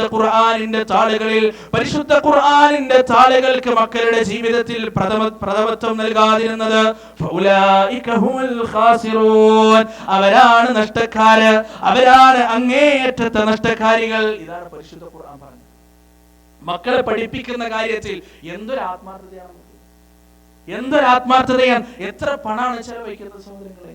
എല്ലാ ആഹ്ലാദങ്ങളും, പ്രത്യേകിച്ച് പ്രവാസികൾ എല്ലാ ആഹ്ലാദങ്ങളും വേണ്ടാന്ന് വെച്ച്, എല്ലാ സന്തോഷങ്ങളും, നാട്ടിലെ ആഘോഷം നടക്കുന്ന സമയത്ത് മോന്റെ MBBSന് 45 ലക്ഷവും 50 ലക്ഷവും ഉണ്ടാക്കാൻ വേണ്ടി ഇവിടെ നിന്ന് പാടുപെടുക. സ്വന്തം അഭിമാനം, ജീവിതത്തിൽ ഇന്ന് വരെ അന്യന്റെ മുന്നിലേക്ക് കൈനീട്ടിയിട്ടില്ലാത്ത പിതാക്കൾ ഓരോ ഹാജിയാരന്മാരുടെ വീടിന്റെ പടിക്കൽ ചെന്ന് കൈനീട്ടാൻ. എന്താ കാരണം? എന്റെ മോൾക്ക് പഠിക്കണം, എന്റെ മോന് പഠിക്കണം, അല്ലെ? എത്ര ആത്മാർത്ഥതയുണ്ട്. പക്ഷേ ദീനിന്റെ കാര്യത്തിൽ എത്തുമ്പോൾ നമുക്കൊന്നും ആത്മാർത്ഥതയില്ല. ദീനിന്റെ പരിശുദ്ധ ഖുർആനിന്റെ കാര്യത്തിൽ എത്തുന്ന സമയത്ത് നമുക്ക് ആ ആത്മാർത്ഥതയിലെ 7 അയലച്ച് പോലും വരില്ല. സത്യല്ലേ? അറബി കോളേജിൽ, ഈ കൂട്ടത്തിൽ എന്റെ മോനെ അറബി കോളേജിൽ ഞാൻ അഭിമാനത്തോടെ പഠിപ്പിക്കും എന്ന് പറയുന്ന എത്ര പിതാക്കൾ? സ്വന്തത്തോട് ചോദിച്ചാൽ മതി, കൈപൊക്കാൻ പറയണില്ലേ? ഞാൻ കൈപൊക്കാൻ പറഞ്ഞങ്ങളൊക്കെ പൊക്കും. പക്ഷെ സ്വന്തത്തോടൊന്ന് ചോദിച്ചോളൂ. നിങ്ങളുടെ മകൻ ഓൻ +2 കഴിയാൻ, നല്ല മാർക്കുണ്ട്, അല്ലെങ്കിൽ 10ാം ക്ലാസ് കഴിയാൻ നല്ല മാർക്കുണ്ട്, മനസ്സാ നിങ്ങൾ തീരുമാനം എടുക്കുമോ ഓൻ അറബി കോളേജിൽ പഠിക്കട്ടെ? നിങ്ങൾ തീരുമാനം എടുക്കുമോ? എന്തുകൊണ്ട് പറ്റുന്നില്ല? പരിശുദ്ധ ഖുർആൻ ഇൻഫീരിയർ ആണോ? പരിശുദ്ധ ഖുർആൻ അപകർഷമാണോ? പരിശുദ്ധ ഖുർആൻ ശാസ്ത്രത്തിനേക്കാൾ, സാഹിത്യത്തിനേക്കാൾ താഴെക്കിടയിലുള്ളതാണോ? പഠിച്ചിട്ടില്ല നാം ഖുർആൻ, മനസ്സിലാക്കിയിട്ടില്ല നാം ഖുർആൻ. അവിടെയാണ് നമ്മുടെ പിഴവ്. ഈ പരിശുദ്ധ ഖുർആൻ വാർത്തെടുത്തൊരു സമുദായമുണ്ട്. ഈ പരിശുദ്ധ ഖുർആൻ ഇളക്കി വിട്ടൊരു വിപ്ലവമുണ്ട്. അതിന് തുലനം വെക്കാൻ ഈ ലോകത്ത് മറ്റൊരു വിപ്ലവം ഉണ്ടായിട്ടില്ല. ഈ ലോകത്ത് മറ്റൊരു സമുദായം ഉണ്ടായിട്ടില്ല. സഹോദരങ്ങളെ, എന്തായിരുന്നു മക്കയിലെ അവസ്ഥ? എന്തായിരുന്നു? അന്നും വേണ്ട, മക്കയിലെ ഒരുപാട് സമൂഹത്തൊന്നും എടുത്തു നോക്കണ്ട. ഉമർ ഇബ്നുൽ ഖത്താബ് റളിയല്ലാഹു അൻഹുവിനെ മാത്രം ഒന്ന് നോക്കുക. അദ്ദേഹത്തിന്റെ ജീവിതത്തിന്റെ ചരിത്രം മാത്രം ഒന്ന് പഠിച്ചു നോക്കുക. എന്താണ് ഉമറിനെ പോലെയുള്ള ഭരണാധികാരികളെ ഉണ്ടാക്കാൻ ലോകത്തിന് സാധിച്ചു? ഉമറൊക്കെ ഉണ്ടല്ലോ, അങ്ങനെയുള്ള ഭരണാധികാരികളെ ഉണ്ടാക്കാൻ ഒരു ഗ്രന്ഥത്തിന് സാധിക്കുന്നത് പരിശുദ്ധ ഖുർആൻ മാത്രമാണ്. മറ്റൊരു ഗ്രന്ഥത്തിന് എത്ര അതുല്യമാണ് അദ്ദേഹം, എത്ര അതുല്യനാണ് അദ്ദേഹം കാഴ്ചവെച്ച ഭരണത്തിന്റെ പവിത്രത. സുബ്ഹാനല്ലാഹ്, അദ്ദേഹം രാത്രി കാലങ്ങളിൽ ഇറങ്ങി നടന്നു. ഉമറിന്റെ മനസ്സ് അധികാരമേറ്റെടുത്ത സമയത്ത് ഉമർ ഇബ്നുൽ ഖത്താബ് റളിയല്ലാഹു അൻഹു മിമ്പറിൽ കയറി പ്രസംഗിക്കുകയാണ്. ആദ്യത്തെ പ്രസംഗമാണ്. എന്താണ് പറയുന്നത്?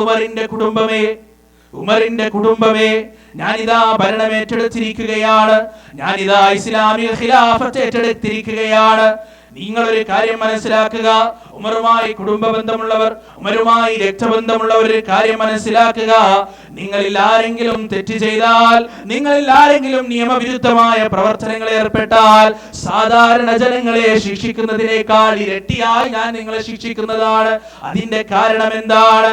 അതിന്റെ കാരണം എന്താണ്? ഇറച്ചിക്കടയിൽ തൂക്കിയിട്ട മാംസകഷണത്തിലേക്ക് പട്ടികൾ നോക്കി നിൽക്കുന്നത് പോലെ നാല് ഭാഗത്തു നിന്നും ആളുകൾ നിങ്ങളെ വീക്ഷിച്ചു കൊണ്ടിരിക്കുകയാണ്, ആളുകൾ നിങ്ങളെ നിരീക്ഷിച്ചു കൊണ്ടിരിക്കുകയാണ്. അതുകൊണ്ട് നീതി പ്രവർത്തിക്കുന്നതിൽ നിന്നും ഒരിക്കലും തന്നെ പിന്മാറുകയില്ല. ഉമർ ഇബ്നുൽ ഖത്താബ് റളിയല്ലാഹു അൻഹു നിശബ്ദതയെ സാക്ഷിയാക്കിക്കൊണ്ട് രാത്രികാലങ്ങളിൽ ഇറങ്ങി നടന്നു. ഉമർ കിടക്കപ്പായയിൽ കിടന്നപ്പോ, ഭാര്യയോടൊത്ത് കിടക്കയിൽ കിടന്നപ്പോ ഉമറിന്റെ മനസ്സ് മന്ത്രിക്കുകയാണ്. എന്താണ് ഉമറെ, കിടന്നുറങ്ങുകയാണോ നീ? എങ്ങനെയാണ് നിന്റെ കൺപോളകൾ മൂടുക? എങ്ങനെയാണ് നിന്റെ നയനങ്ങൾ വിശ്രമിക്കുക? എങ്ങനെയാണ് നിന്റെ ഹൃദയം വിശ്രമിക്കുക? നിന്നെ അല്ലാഹു ഏൽപ്പിച്ച ഉത്തരവാദിത്വം എത്രമാത്രം ഭയാനകമാണ്, എത്രമാത്രം ഭീതിതമാണ്. ആ ഉൾവിളിയോടെ ഉമർ ഇബ്നുൽ ഖത്താബ് റളിയല്ലാഹു അൻഹു കിടക്കപ്പായയിൽ നിന്ന് സ്വന്തം ശരീരത്തെ പറിച്ചെടുത്തുകൊണ്ട് തിരുവീതിയിലൂടെ നടക്കുകയാണ്. ആരാണ് നടക്കുന്നത്? രാജാവാണ്. പ്രിയപ്പെട്ട സഹോദരങ്ങളെ, അധികാരം കയ്യിൽ കിട്ടിക്കഴിഞ്ഞാൽ ഉന്നതമായ മണിമാളികകളിൽ മാതകച്ചിടമ്പുകൾ കൊച്ച് അന്തിയുറങ്ങുന്ന വിട്ടികളായ വൃത്തികെട്ടവന്മാരായ ഭരണാധികാരികളുള്ള 21-ാം നൂറ്റാണ്ടിൽ ജീവിക്കുന്ന ഞാനും നിങ്ങളും മനസ്സിലാക്കേണ്ട ഒരു കാര്യമാണ്. ഉമർ ഇബ്നുൽ ഖത്താബ് റളിയല്ലാഹു അൻഹു ഭരണം കയ്യിൽ കിട്ടിയപ്പോൾ സമാധാനം നഷ്ടമായി, ശാന്തി നഷ്ടമായി. ഏറ്റെടുത്ത ഉത്തരവാദിത്തത്തിന്റെ വൈപുല്യം മനസ്സിലാക്കി തിരുവീതിയിലൂടെ രാത്രികാലത്ത് നടക്കുകയാണ്. ഒരു ദിവസം ഉമർ ഇബ്നുൽ ഖത്താബ് റളിയല്ലാഹു അൻഹു നടന്നു പോകുന്ന സമയത്ത് ദൂരെയതാ ഒരു വെളിച്ചം കാണുകയാണ്, ദൂരെ ഒരു വെട്ടം കാണുകയാണ്. ഉമർ അങ്ങോട്ട് കടന്നു ചെന്നു. അവിടെ കടന്നു ചെന്നപ്പോ ഉമറിനെ കാണാൻ സാധിച്ചത് ഒരു സ്ത്രീയാണ്. ആ സ്ത്രീ രാത്രിയിൽ ഒറ്റയ്ക്കിരിക്കുകയാണ്. തന്റെ മുന്നിലിരിക്കുന്ന പാത്രത്തിൽ ചവിയിട്ടുകൊണ്ട് പച്ചവെള്ളം ഇളക്കിക്കൊണ്ടിരിക്കുന്നു. ആ സ്ത്രീയുടെ ചുറ്റിലും 3 കുട്ടികൾ കിടന്നുറങ്ങുകയാണ്. ഉമറിനെ കണ്ട മാത്രയിൽ ആ സ്ത്രീ ആക്രോശിച്ചു, ആരെടാ നീ? ആരാണ് നീ?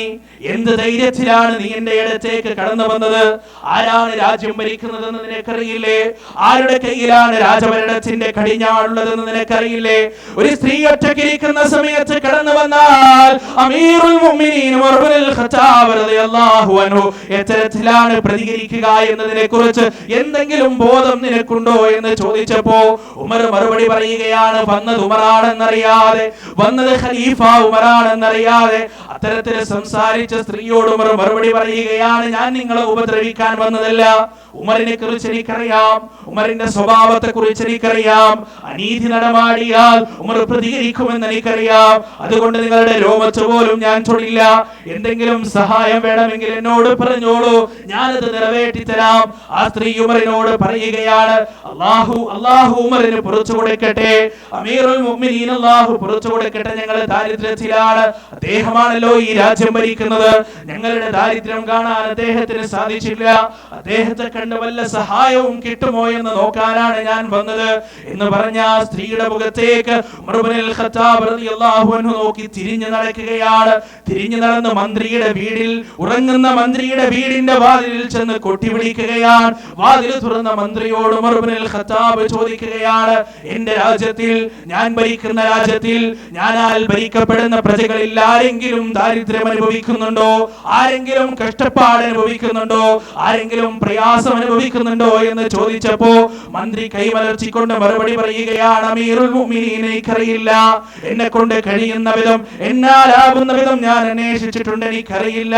ഒരു ദാരിദ്ര്യമുള്ള കുടുംബം ഈ നാട്ടിലുണ്ടോ എന്ന് എനിക്കറിയില്ല. ഉമർ ഇബ്നുൽ ഖത്താബ് മറുപടി പറഞ്ഞു, എടോ, എനിക്കും നിനക്കും വേണ്ടിയുള്ള നരകം, എനിക്കും നിനക്കും വേണ്ടിയുള്ള നാശം ആ മലഞ്ചെരുവിലതാ ഒരുങ്ങുകയാണ്. ആ മലഞ്ചെരുവിൽ നമുക്ക് വേണ്ടിയുള്ള നാശം ഒരുങ്ങുകയാണ്. അത് പറഞ്ഞുകൊണ്ട് ഉമർ ഇബ്നുൽ ഖത്താബ് റളിയല്ലാഹു അൻഹു ഖജനാവിലേക്ക് പോകുകയാണ്. ആ ഖജനാവിലേക്ക് പോയി ഖജനാവിന്റെ പാറാവുകാരനെ വിളിച്ചുണർത്തിക്കൊണ്ട് ഒരു ചാക്ക് മുഴുവനും ഗോതമ്പെടുത്ത് സ്വന്തം തോളത്തേക്ക് വെക്കുകയാണ്. ഈ പ്രവൃത്തി കണ്ടപ്പോൾ ഖജനാവിന്റെ പാറാവുകാരൻ പറയുന്നു, അമീറുൽ മുഅ്മിനീൻ, താങ്കളത് തോളത്ത് വെക്കേണ്ട, താങ്കളത് തോളത്ത് വെക്കേണ്ടതില്ല. ഞങ്ങളുണ്ടല്ലോ, പരിചാരകരായി ഞങ്ങളുണ്ടല്ലോ, പ്രജകളായ ഞങ്ങളുണ്ടല്ലോ, ഞങ്ങളതെടുത്ത് തോളത്ത് വെക്കാം അമീറുൽ മുഅ്മിനീൻ എന്ന് പറഞ്ഞപ്പോ ഉമർ ഇബ്നുൽ ഖത്താബ് ഖത്താബ് റളിയല്ലാഹു അൻഹു തിരിച്ചു ചോദിച്ചൊരു ചോദ്യമുണ്ട്. അദ്ദേഹത്തിന്റെ വായിൽ നിന്ന് ഉതിർന്നു വീണൊരു ചോദ്യമുണ്ട്. നാളെ അല്ലാഹുവിന്റെ കോടതിയിൽ അൽയൗമ നഖ്തിമു അലാ അഫ്വാഹിഹിം വതുകല്ലിമുനാ ഐദീഹിം വതശ്ഹദു റജുലുഹും ബിമാ കാനൂ യക്സിബൂൻ. കളവ് മാത്രം മന്ത്രിച്ച മർത്യന്റെ നാവുകൾ സീൽ വെക്കപ്പെടുന്ന, കൈകാലുകൾ സംസാരിക്കുന്ന ഒരു ദിവസം എന്റെ പാപഭാരങ്ങൾ ഏറ്റെടുക്കാൻ പൊന്നുമോനെ നീ തയ്യാറാകുമോ? എന്റെ കുറ്റകൃത്യങ്ങൾ ഏറ്റെടുക്കാൻ പൊന്നുമോനെ നീ തയ്യാറാകുമോ എന്ന ചോദ്യം ഖലീഫ ഉമറിന്റെ ചോദ്യം കേട്ട് പകച്ചു നിന്ന പാറാവുകാരനെ വിട്ടുകൊണ്ട് ഉമർ ഇബ്നുൽ ഖത്താബ് റളിയല്ലാഹു അൻഹു സ്വന്തം തോളത്ത് ഗോതമ്പ് ചാക്കേറ്റിക്കൊണ്ട് നടന്നു പോകുകയാണ്. എന്നിട്ട് ആ സ്ത്രീയുടെ അടുത്തേക്ക് ചെന്നു. അവർക്ക് ഗോതമ്പ് അവിടെ ഒഴിച്ചു കൊടുത്തു, ഇളക്കി കൊടുത്തു, മാവിന്റെ സ്വരൂപത്തിലാക്കി കൊടുത്തു. എന്നിട്ട് ഉമർ പറയുകയാണ്, നാളെ അമീറുൽ മുഅ്മിനീനിന്റെ അടുത്തേക്ക് കടന്നു ചെല്ലുക, നാളെ ഖലീഫയുടെ അടുത്തേക്ക് കടന്നു ചെല്ലുക. അദ്ദേഹം നിങ്ങളെ തീർച്ചയായും സഹായിക്കുന്നതാണ്. വിശന്നുറങ്ങുന്ന നിങ്ങളുടെ മക്കൾ, ആ മക്കളുടെ വിശപ്പിനെ നിങ്ങൾ മാറ്റുക. അങ്ങനെ ഉമർ ഇബ്നുൽ ഖത്താബ് റളിയല്ലാഹു അൻഹു മന്ത്രിയും കുറച്ചപ്പുറത്ത് മാറി നിൽക്കുകയാണ്. മന്ത്രി ഉമറിനോട് ചോദിക്കുകയാണ്, ഖലീഫ അമീറുൽ മുഅ്മിനീൻ, എന്തിനാണ് താങ്കൾ ഇവിടെ നിൽക്കുന്നത്? അവരുടെ ആവശ്യം കഴിഞ്ഞല്ലോ, അവരുടെ ആവശ്യം പൂർത്തീകരിച്ചല്ലോ, അവർക്ക് വേണ്ടത് നമ്മൾ നൽകിയല്ലോ, ഇനി എന്തിനാണ് നിങ്ങൾ ഇവിടെ നിൽക്കുന്നത് എന്ന് ചോദിച്ചപ്പോ ഉമർ മറുപടി പറയുകയാണ്, പൊന്നു സഹോദരാ, ആ കുട്ടികൾ വിശന്നുറങ്ങുന്നത് കണ്ടുകൊണ്ടാണ് ഞാൻ കടന്നു വന്നത്. ആ കുട്ടികളുടെ വിശപ്പിന്റെ കരച്ചിൽ എന്റെ കാതിൽ പ്രതിധ്വനിക്കുന്നുണ്ട്. വിശപ്പ് മാറി വയറ് നിറഞ്ഞുകൊണ്ട് ആ കുട്ടികളും ഉമ്മയും ഒരുമിച്ച് കളിക്കുന്ന ആ ശബ്ദം കേൾക്കാതെ, സന്തോഷത്തിന്റെ ആരവം കേൾക്കാതെ ഇന്ന് രാത്രി ഞാൻ വീട്ടിലേക്ക് കടന്നു പോയാൽ ഇനി ഉറക്കം വരില്ല, എന്റെ കണ്ണുകൾ മൂടില്ല, എന്റെ ഹൃദയം പ്രശാന്തിയടയില്ല എന്ന് പറഞ്ഞ ഉമർ ഇബ്നുൽ ഖത്താബ് റളിയല്ലാഹു അൻഹു ഇവിടെ മനസ്സിലാക്കേണ്ട കാര്യം, പ്രിയപ്പെട്ട സഹോദരങ്ങളെ, പട്ടാപ്പകല് പോലും നടന്നു പോകാൻ, പട്ടാപ്പകല് പോലും പെണ്ണിന് നടന്നു പോകാൻ കഴിയാത്ത, ഭീതിയോടുകൂടി മാത്രം തെരുവിലൂടെ നടക്കേണ്ടി വരുന്ന ഇന്നിന്റെ കാലഘട്ടം സ്വാതന്ത്ര്യം നേടിയെന്ന്, പുരോഗമനം നേടിയെന്ന്, എല്ലാം നേടിയെന്ന് അഭിമാനിക്കുന്ന ആധുനിക സമുദായത്തിൽ ഓരോ 20 മിനിറ്റിലും ഒരു പെണ്ണിന്റെ ചാരിത്രം പിച്ച് ചെയ്യപ്പെടുകയാണ്. ഓരോ 20 മിനിറ്റിലും ഒരു പെണ്ണിന്റെ ചാരിത്രം ചോദ്യം ചെയ്യപ്പെടുകയാണ്. ഓരോ 20 മിനിറ്റിലും ഓരോ ബലാത്സംഗങ്ങൾ വീതം നടക്കുകയാണ്. പട്ടാപ്പകല് പോലും പെണ്ണിന്റെ ചാരിത്രവും അഭിമാനവും പിച്ച് ചെയ്യപ്പെടുകയാണ്. ഈ ഒരു അവസ്ഥയിൽ ആലോചിച്ചു നോക്കുക, രാത്രിയിൽ ചെന്നായ്ക്കൾ ഓരിയിടുന്ന മലഞ്ചെരുവിൽ ഇരുട്ടിനെ മാത്രം കൂട്ടാക്കിക്കൊണ്ട് ഉയർന്നു നിൽക്കുന്ന മാമലകൾക്ക് നടുവിൽ ഒരു പെണ്ണൊറ്റക്കിരിക്കുകയാണ്. ആ പെണ്ണിന്റെ കൂടെ അവരുടെ മക്കളുണ്ട്. ആരെയും പേടിക്കാനില്ല, ആരെയും ഭയക്കാനില്ല. കാരണം എന്താണ്? രാജ്യം ഭരിക്കുന്നത് ഉമറാണ്, രാജ്യം ഭരിക്കുന്നത് ഉമറാണ്. ആരാണ് ഉമർ? ആരാണ് ഉമർ? പ്രവാചകൻ സല്ലല്ലാഹു അലൈഹി വസല്ലമയുടെ തിരുനാവിൽ നിന്ന് ഖുർആൻ പഠിച്ചയാളാണ്. ഖുർആനാണ് ഇവിടുത്തെ നിയമം. ഉമറിന്റെ മനസ്സിൽ ഖുർആനാണ്. പ്രലോഭനങ്ങൾക്ക് വഴങ്ങില്ല, പ്രകോപനങ്ങൾക്ക് വഴങ്ങില്ല. ഉമർ നീതി നടപ്പാക്കുന്നതാണ്. അതുകൊണ്ട് തന്നെ അധർമ്മത്തിന്റെ വിരലുയർത്താൻ, അസംസ്കാരത്തിന്റെ നാവുയർത്താൻ ഈ രാജ്യത്തിന്റെ അതിർത്തി പ്രദേശങ്ങളിൽ ഒരാളും തന്നെ തയ്യാറാവുകയില്ല എന്ന പൂർണ്ണമായ ബോധം, പൂർണ്ണമായ അവബോധം ആ പെണ്ണിന്റെ മനസ്സിലുണ്ടായിരുന്നു. അതുകൊണ്ട് തന്നെ ആരോരുമില്ലാത്ത മലഞ്ചെരുവിൽ ഒറ്റക്കിരിക്കാൻ ആ പെണ്ണിന് ധൈര്യം ലഭിച്ചു. ഇത് ഖുർആൻ ഉണ്ടാക്കിയ, ഇത് പരിശുദ്ധ ഖുർആൻ ഉണ്ടാക്കിയ മാറ്റമാണ്. ഇത്തരത്തിലുള്ള ഒരു മാറ്റം സഹോദരങ്ങളെ വേറെ ഏത് ഗ്രന്ഥമുണ്ടാക്കി? വേറെ ഏത് ഗ്രന്ഥമുണ്ടാക്കി? നിങ്ങളൊന്ന് കാണിച്ചതാ. ഇത്തരത്തിലുള്ള ഒരു ഭരണാധികാരിയെ ലോകത്ത് മറ്റെവിടെ നമുക്ക് കാണാൻ സാധിക്കും? ആ സമൂഹം എന്തായിരുന്നു? എന്തായിരുന്നു ആ സമൂഹത്തിന്റെ മനോനില? ഒരു കാലത്ത് എന്തായിരുന്നു മക്കയിലെ വിവാഹങ്ങളെ കുറിച്ച് നമ്മൾ കേട്ടല്ലോ. എന്താണ് മക്കയിലെ ഒരുപാട് തരത്തിലുള്ള വിവാഹങ്ങൾ ഉണ്ടായിരുന്നു, ലൈംഗിക ബന്ധങ്ങൾ ഉണ്ടായിരുന്നു. ഒരു തരത്തിലുള്ള ലൈംഗിക ബന്ധം എന്നറിയോ? 10 ആളുകൾ കൂടുക, 10 ആളുകൾ കൂടുക, എന്നിട്ട് ഒരു പെണ്ണുമായി ഇണചേരുക. 10 ആളുകൾ കൂടി ഒരു പെണ്ണുമായി ഇണചേരുക. എന്നിട്ട് ആ പെണ്ണ് ഗർഭിണിയായി കഴിഞ്ഞാൽ ആ 10ൽ ഒരാളെ ചൂണ്ടിക്കാണിച്ചോണ്ട് പറയാ, ഇയാളാണ് എന്റെ കുട്ടിയുടെ പാപ്പ. പിന്നെ അയാൾ അതിനെ ഏറ്റെടുത്തോളൂ. ഒരുപാട് ആളുകൾ കൂടുക, എന്നിട്ടൊരു പെണ്ണുമായി ഇണചേരുക. എന്നിട്ട് ആ പെണ്ണിന് ഇഷ്ടമുള്ള ഒരാളെ അതിനെ പിതാവാക്കുക. വേറെ രൂപം എന്താ അറിയോ? സ്വന്തം ഭാര്യ, ഭർത്താവ് സ്വന്തം ഭാര്യ എന്ത് ചെയ്യാം? വേറൊരുത്തന്റെ കൂടെ പറഞ്ഞേക്കാം. നല്ല ബുദ്ധിയുള്ള, നല്ല സാമർഥ്യമുള്ള, നല്ല സൗന്ദര്യമുള്ള ഒരുത്തന്റെ കൂടെ ശുദ്ധിയായി കഴിഞ്ഞാൽ ഭാര്യയെ പറഞ്ഞേക്കാം. എന്നിട്ട് ഗർഭിണിയാവുന്നത് വരെ ഭാര്യ അയാളുടെ കൂടെ കഴിയുക. ഗർഭിണിയായി കഴിഞ്ഞാൽ ഭർത്താവിന്റെ അടുത്തേക്ക് തിരിച്ചു വരിക. ഇതൊക്കെ മക്കയിലുള്ള ആചാരങ്ങളാണ്. ഇതൊക്കെ മക്കയിലുള്ള ആചാരങ്ങളാണ്. എന്തായിരുന്നു മക്കയിലെ സമുദായത്തിന്റെ അവസ്ഥ? ഞാൻ എന്റെ ഭാര്യ, ഞാൻ മക്കയിലാണ് ജീവിക്കുന്നത് വിചാരിക്കുക. പ്രവാചകൻ സല്ലല്ലാഹു അലൈഹി വസല്ലമ വരുന്നതിന്റെ മുൻപേയുള്ള മക്കയിലാണ് ഞാൻ ജീവിക്കുന്നത് വിചാരിക്കുക. ഞാൻ എന്റെ ഭാര്യ ഇങ്ങനെ നടന്നു പോവുക. അപ്പൊ എതിരെ ഒരാളിങ്ങനെ വരുന്നുണ്ട്. അയാളെ എന്റെ ഭാര്യയെ കണ്ടപ്പോ അയാൾക്കൊരു പോതി, ഈ പെണ്ണ് കുഴപ്പമില്ലല്ലോ, ഈ പെണ്ണിനെ ഒന്ന് കിട്ടണല്ലോ. അടുത്തതായിട്ട് എന്താ ചെയ്യാറിയോ? മുഖം തിരിച്ചു പോവല്ല, ഞാനുമായിട്ട് യുദ്ധാണ്. അത് കഴിഞ്ഞ് ആ യുദ്ധത്തിൽ ഞാൻ പരാജയപ്പെട്ടു കഴിഞ്ഞാൽ പിന്നെന്തായിരിക്കും? നിങ്ങൾ വിചാരിക്കും എന്റെ ഭാര്യ അലമുറട്ട് കരയും, എന്റെ ഭാര്യ എന്റെ മേച്ചുകൊണ്ട് ഇങ്ങനെ അലമുറട്ട് കരയും. അതൊന്നല്ല.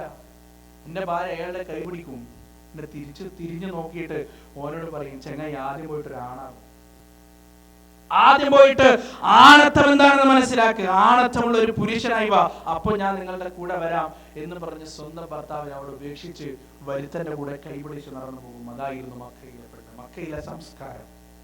ഒരൊട്ടകത്തിന്റെ കാഷ്ടം ധാരാളമായിരുന്നു യുഗങ്ങളോളം അവർക്ക് പോരടിക്കാൻ, യുഗങ്ങളോളം അവർക്ക് യുദ്ധം ചെയ്യാൻ.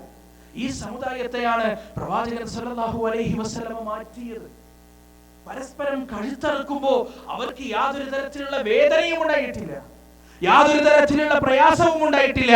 ഈ ഒരു സമുദായത്തെയാണ് പ്രവാചകൻ സല്ലല്ലാഹു അലൈഹി വസല്ലമ 23 കൊല്ലക്കാലം കൊണ്ട് ലോകത്ത് ഖിയാമത്ത് നാൾ വരെ തുല്യതയില്ലാത്ത തരത്തിലുള്ള ഒരു സമുദായമാക്കി മാറ്റിയെടുത്തത്. ഇതെന്തിന്റെ പവറാ? പരിശുദ്ധ ഖുർആൻ. പരിശുദ്ധ ഖുർആൻ. ആ പരിശുദ്ധ ഖുർആൻ ഇന്ന് നമ്മൾ വീട്ടിൽ കിടക്കുന്നത് എവിടെയാ? അലമാറകളിൽ. ഇന്ന് എല്ലാ മുജാഹിദിന്റെ വീട്ടില് അമാനു മൗലവിന്റെ തഫ്സീറുണ്ട്, അല്ലെ? എല്ലാ മുജാഹിദിന്റെ വീട്ടിലുണ്ട്. പക്ഷേ ആ അമാനു മൗലവിന്റെ തഫ്സീർ ഇങ്ങോട്ട് തുറന്നു എന്നാൽ ആ ചെയ്യുന്നത് പൂട്ടി പിടിച്ചിട്ട് അത് തുറന്നു നോക്കാൻ സമയമില്ല. അത് തുറന്നു നോക്കാൻ നിങ്ങൾ ആലോചിച്ച് നോക്ക്. ഓരോ വീട്ടിൽ 10-15 വർഷമായി അമാനു മൗലവിയുടെ തഫ്സീർ അവിടെ ഇങ്ങനെ കിടക്കും. ഒന്ന് തുറന്നു നോക്കുക, ഒന്ന് വായിച്ചു നോക്കുക, ഒന്ന് പഠിക്കുക. ഒന്നും വേണ്ട, ആ വിശദീകരണം ഒന്നും വായിക്കണ്ട, ഒന്ന് ജസ്റ്റ് ആ സൂറത്തിന്റെ അർത്ഥം മാത്രം ഒന്ന് വായിച്ചു നോക്കുക. എവിടെ സമയം? നോവൽ വായിക്കണ്ടാവും, അല്ലെ? നോവൽ വായിക്കണ്ടാവും. മക്കൾ ഇങ്ങനെ ഇംഗ്ലീഷ് നോവലൊക്കെ വായിക്കുമ്പോൾ ഉമ്മാർക്കൊക്കെ എന്ത് സന്തോഷാണെന്ന് അറിയോ? ഖുർആൻ എടുത്ത് വായിക്കുമ്പോഴോ 2 ദിവസം കൊണ്ട് നിർത്തും എന്നറിയാം. അത് മാക്സിമം പോയ 2 ദിവസം ഉണ്ടാവില്ല, 3 ദിവസം ഒരാഴ്ച അതിൻ്റെ ഉള്ളിൽ അത് നിർത്തും. സഹോദരങ്ങളെ, ഖുർആനാണ് ഏറ്റവും അടിസ്ഥാനപരമായി മക്കൾക്ക് നൽകേണ്ടത്. അതിനെ നമ്മളിങ്ങനെ അവഗണിച്ചിരിക്കുക, അതിനെ വേണ്ടാന്ന് വെച്ചിരിക്കുക, അല്ലെ? പരിശുദ്ധ ഖുർആനിന്റെ ഓരോ വാക്കുകൾ നിങ്ങളറിയോ?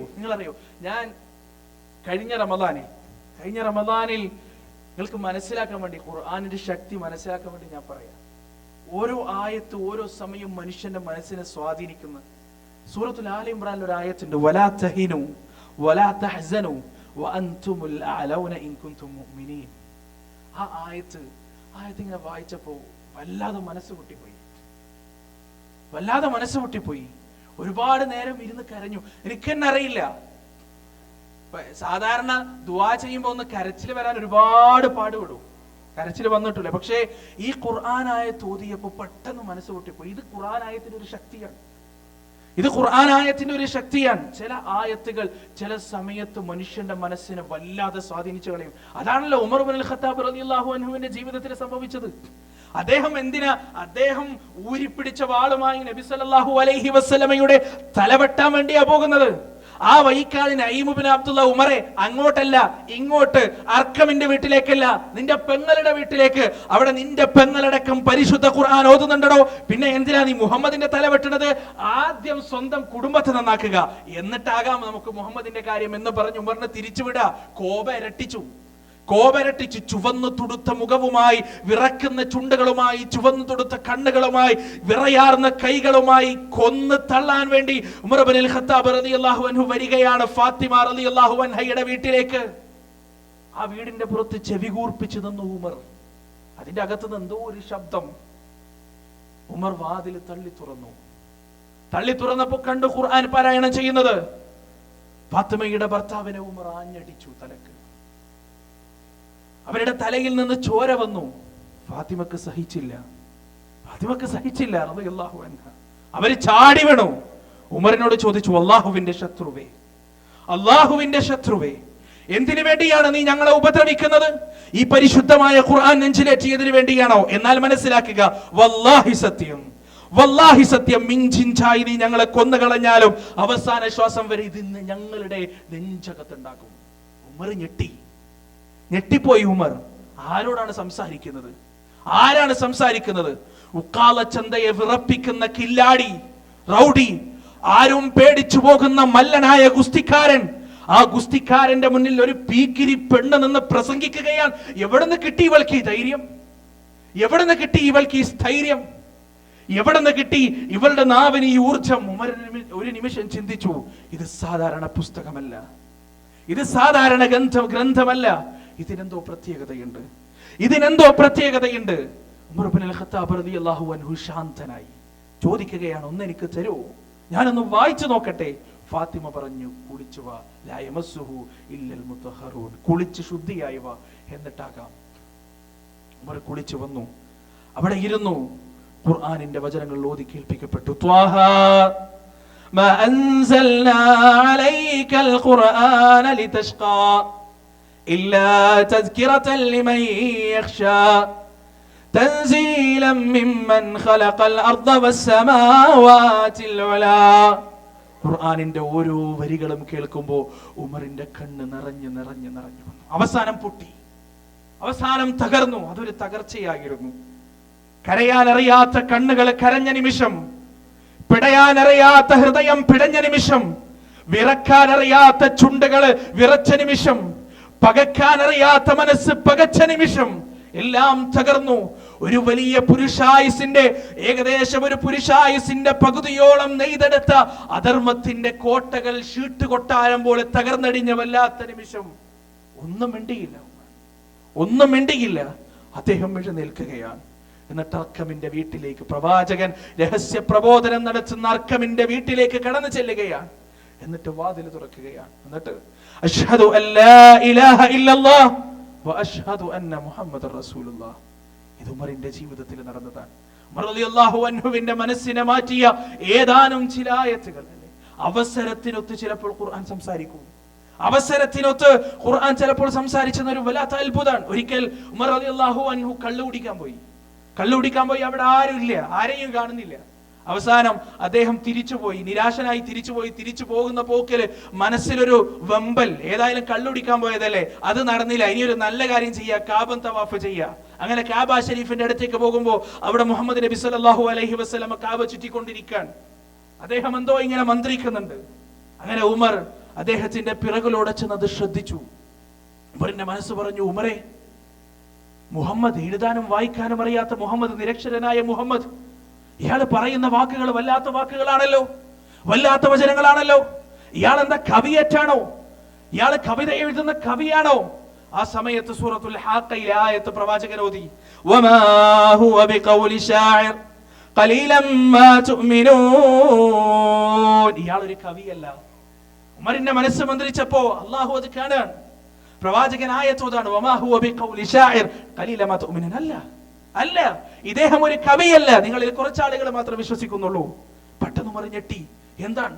എന്റെ മനസ്സ് മന്ത്രിച്ചപ്പോ എന്നെ കാണുക പോലും ചെയ്യാത്ത ഈ മനുഷ്യൻ എങ്ങനെയാണ് ഞാൻ ഇദ്ദേഹം കവിയാണോ എന്ന് വിചാരിച്ചത് മനസ്സിലാക്കാൻ സാധിച്ചത്? ഇയാള് വല്ല ഭാവി പ്രവചകനുമാണോ?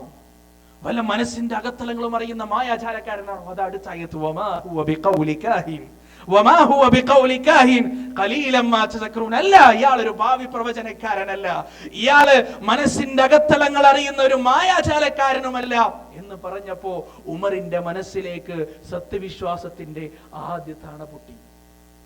പിന്നീടാണ് ഈ ത്വാഹയിലെ ആയത്തുകളുടെ ഉമർ റളിയല്ലാഹു അൻഹു പൂർണ്ണമായി മാറുന്നത്. സഹോദരങ്ങളെ, ഖുർആൻ ചില സന്ദർഭങ്ങളിൽ അവസരത്തിനൊത്ത് സംസാരിക്കും. ഖുർആനുമായി അടുത്താൽ നിങ്ങൾ ഒന്നും വേണ്ട, ഇന്ന് മുതൽ നിങ്ങൾ വീട്ടിലേക്ക് ചെല്ലുക.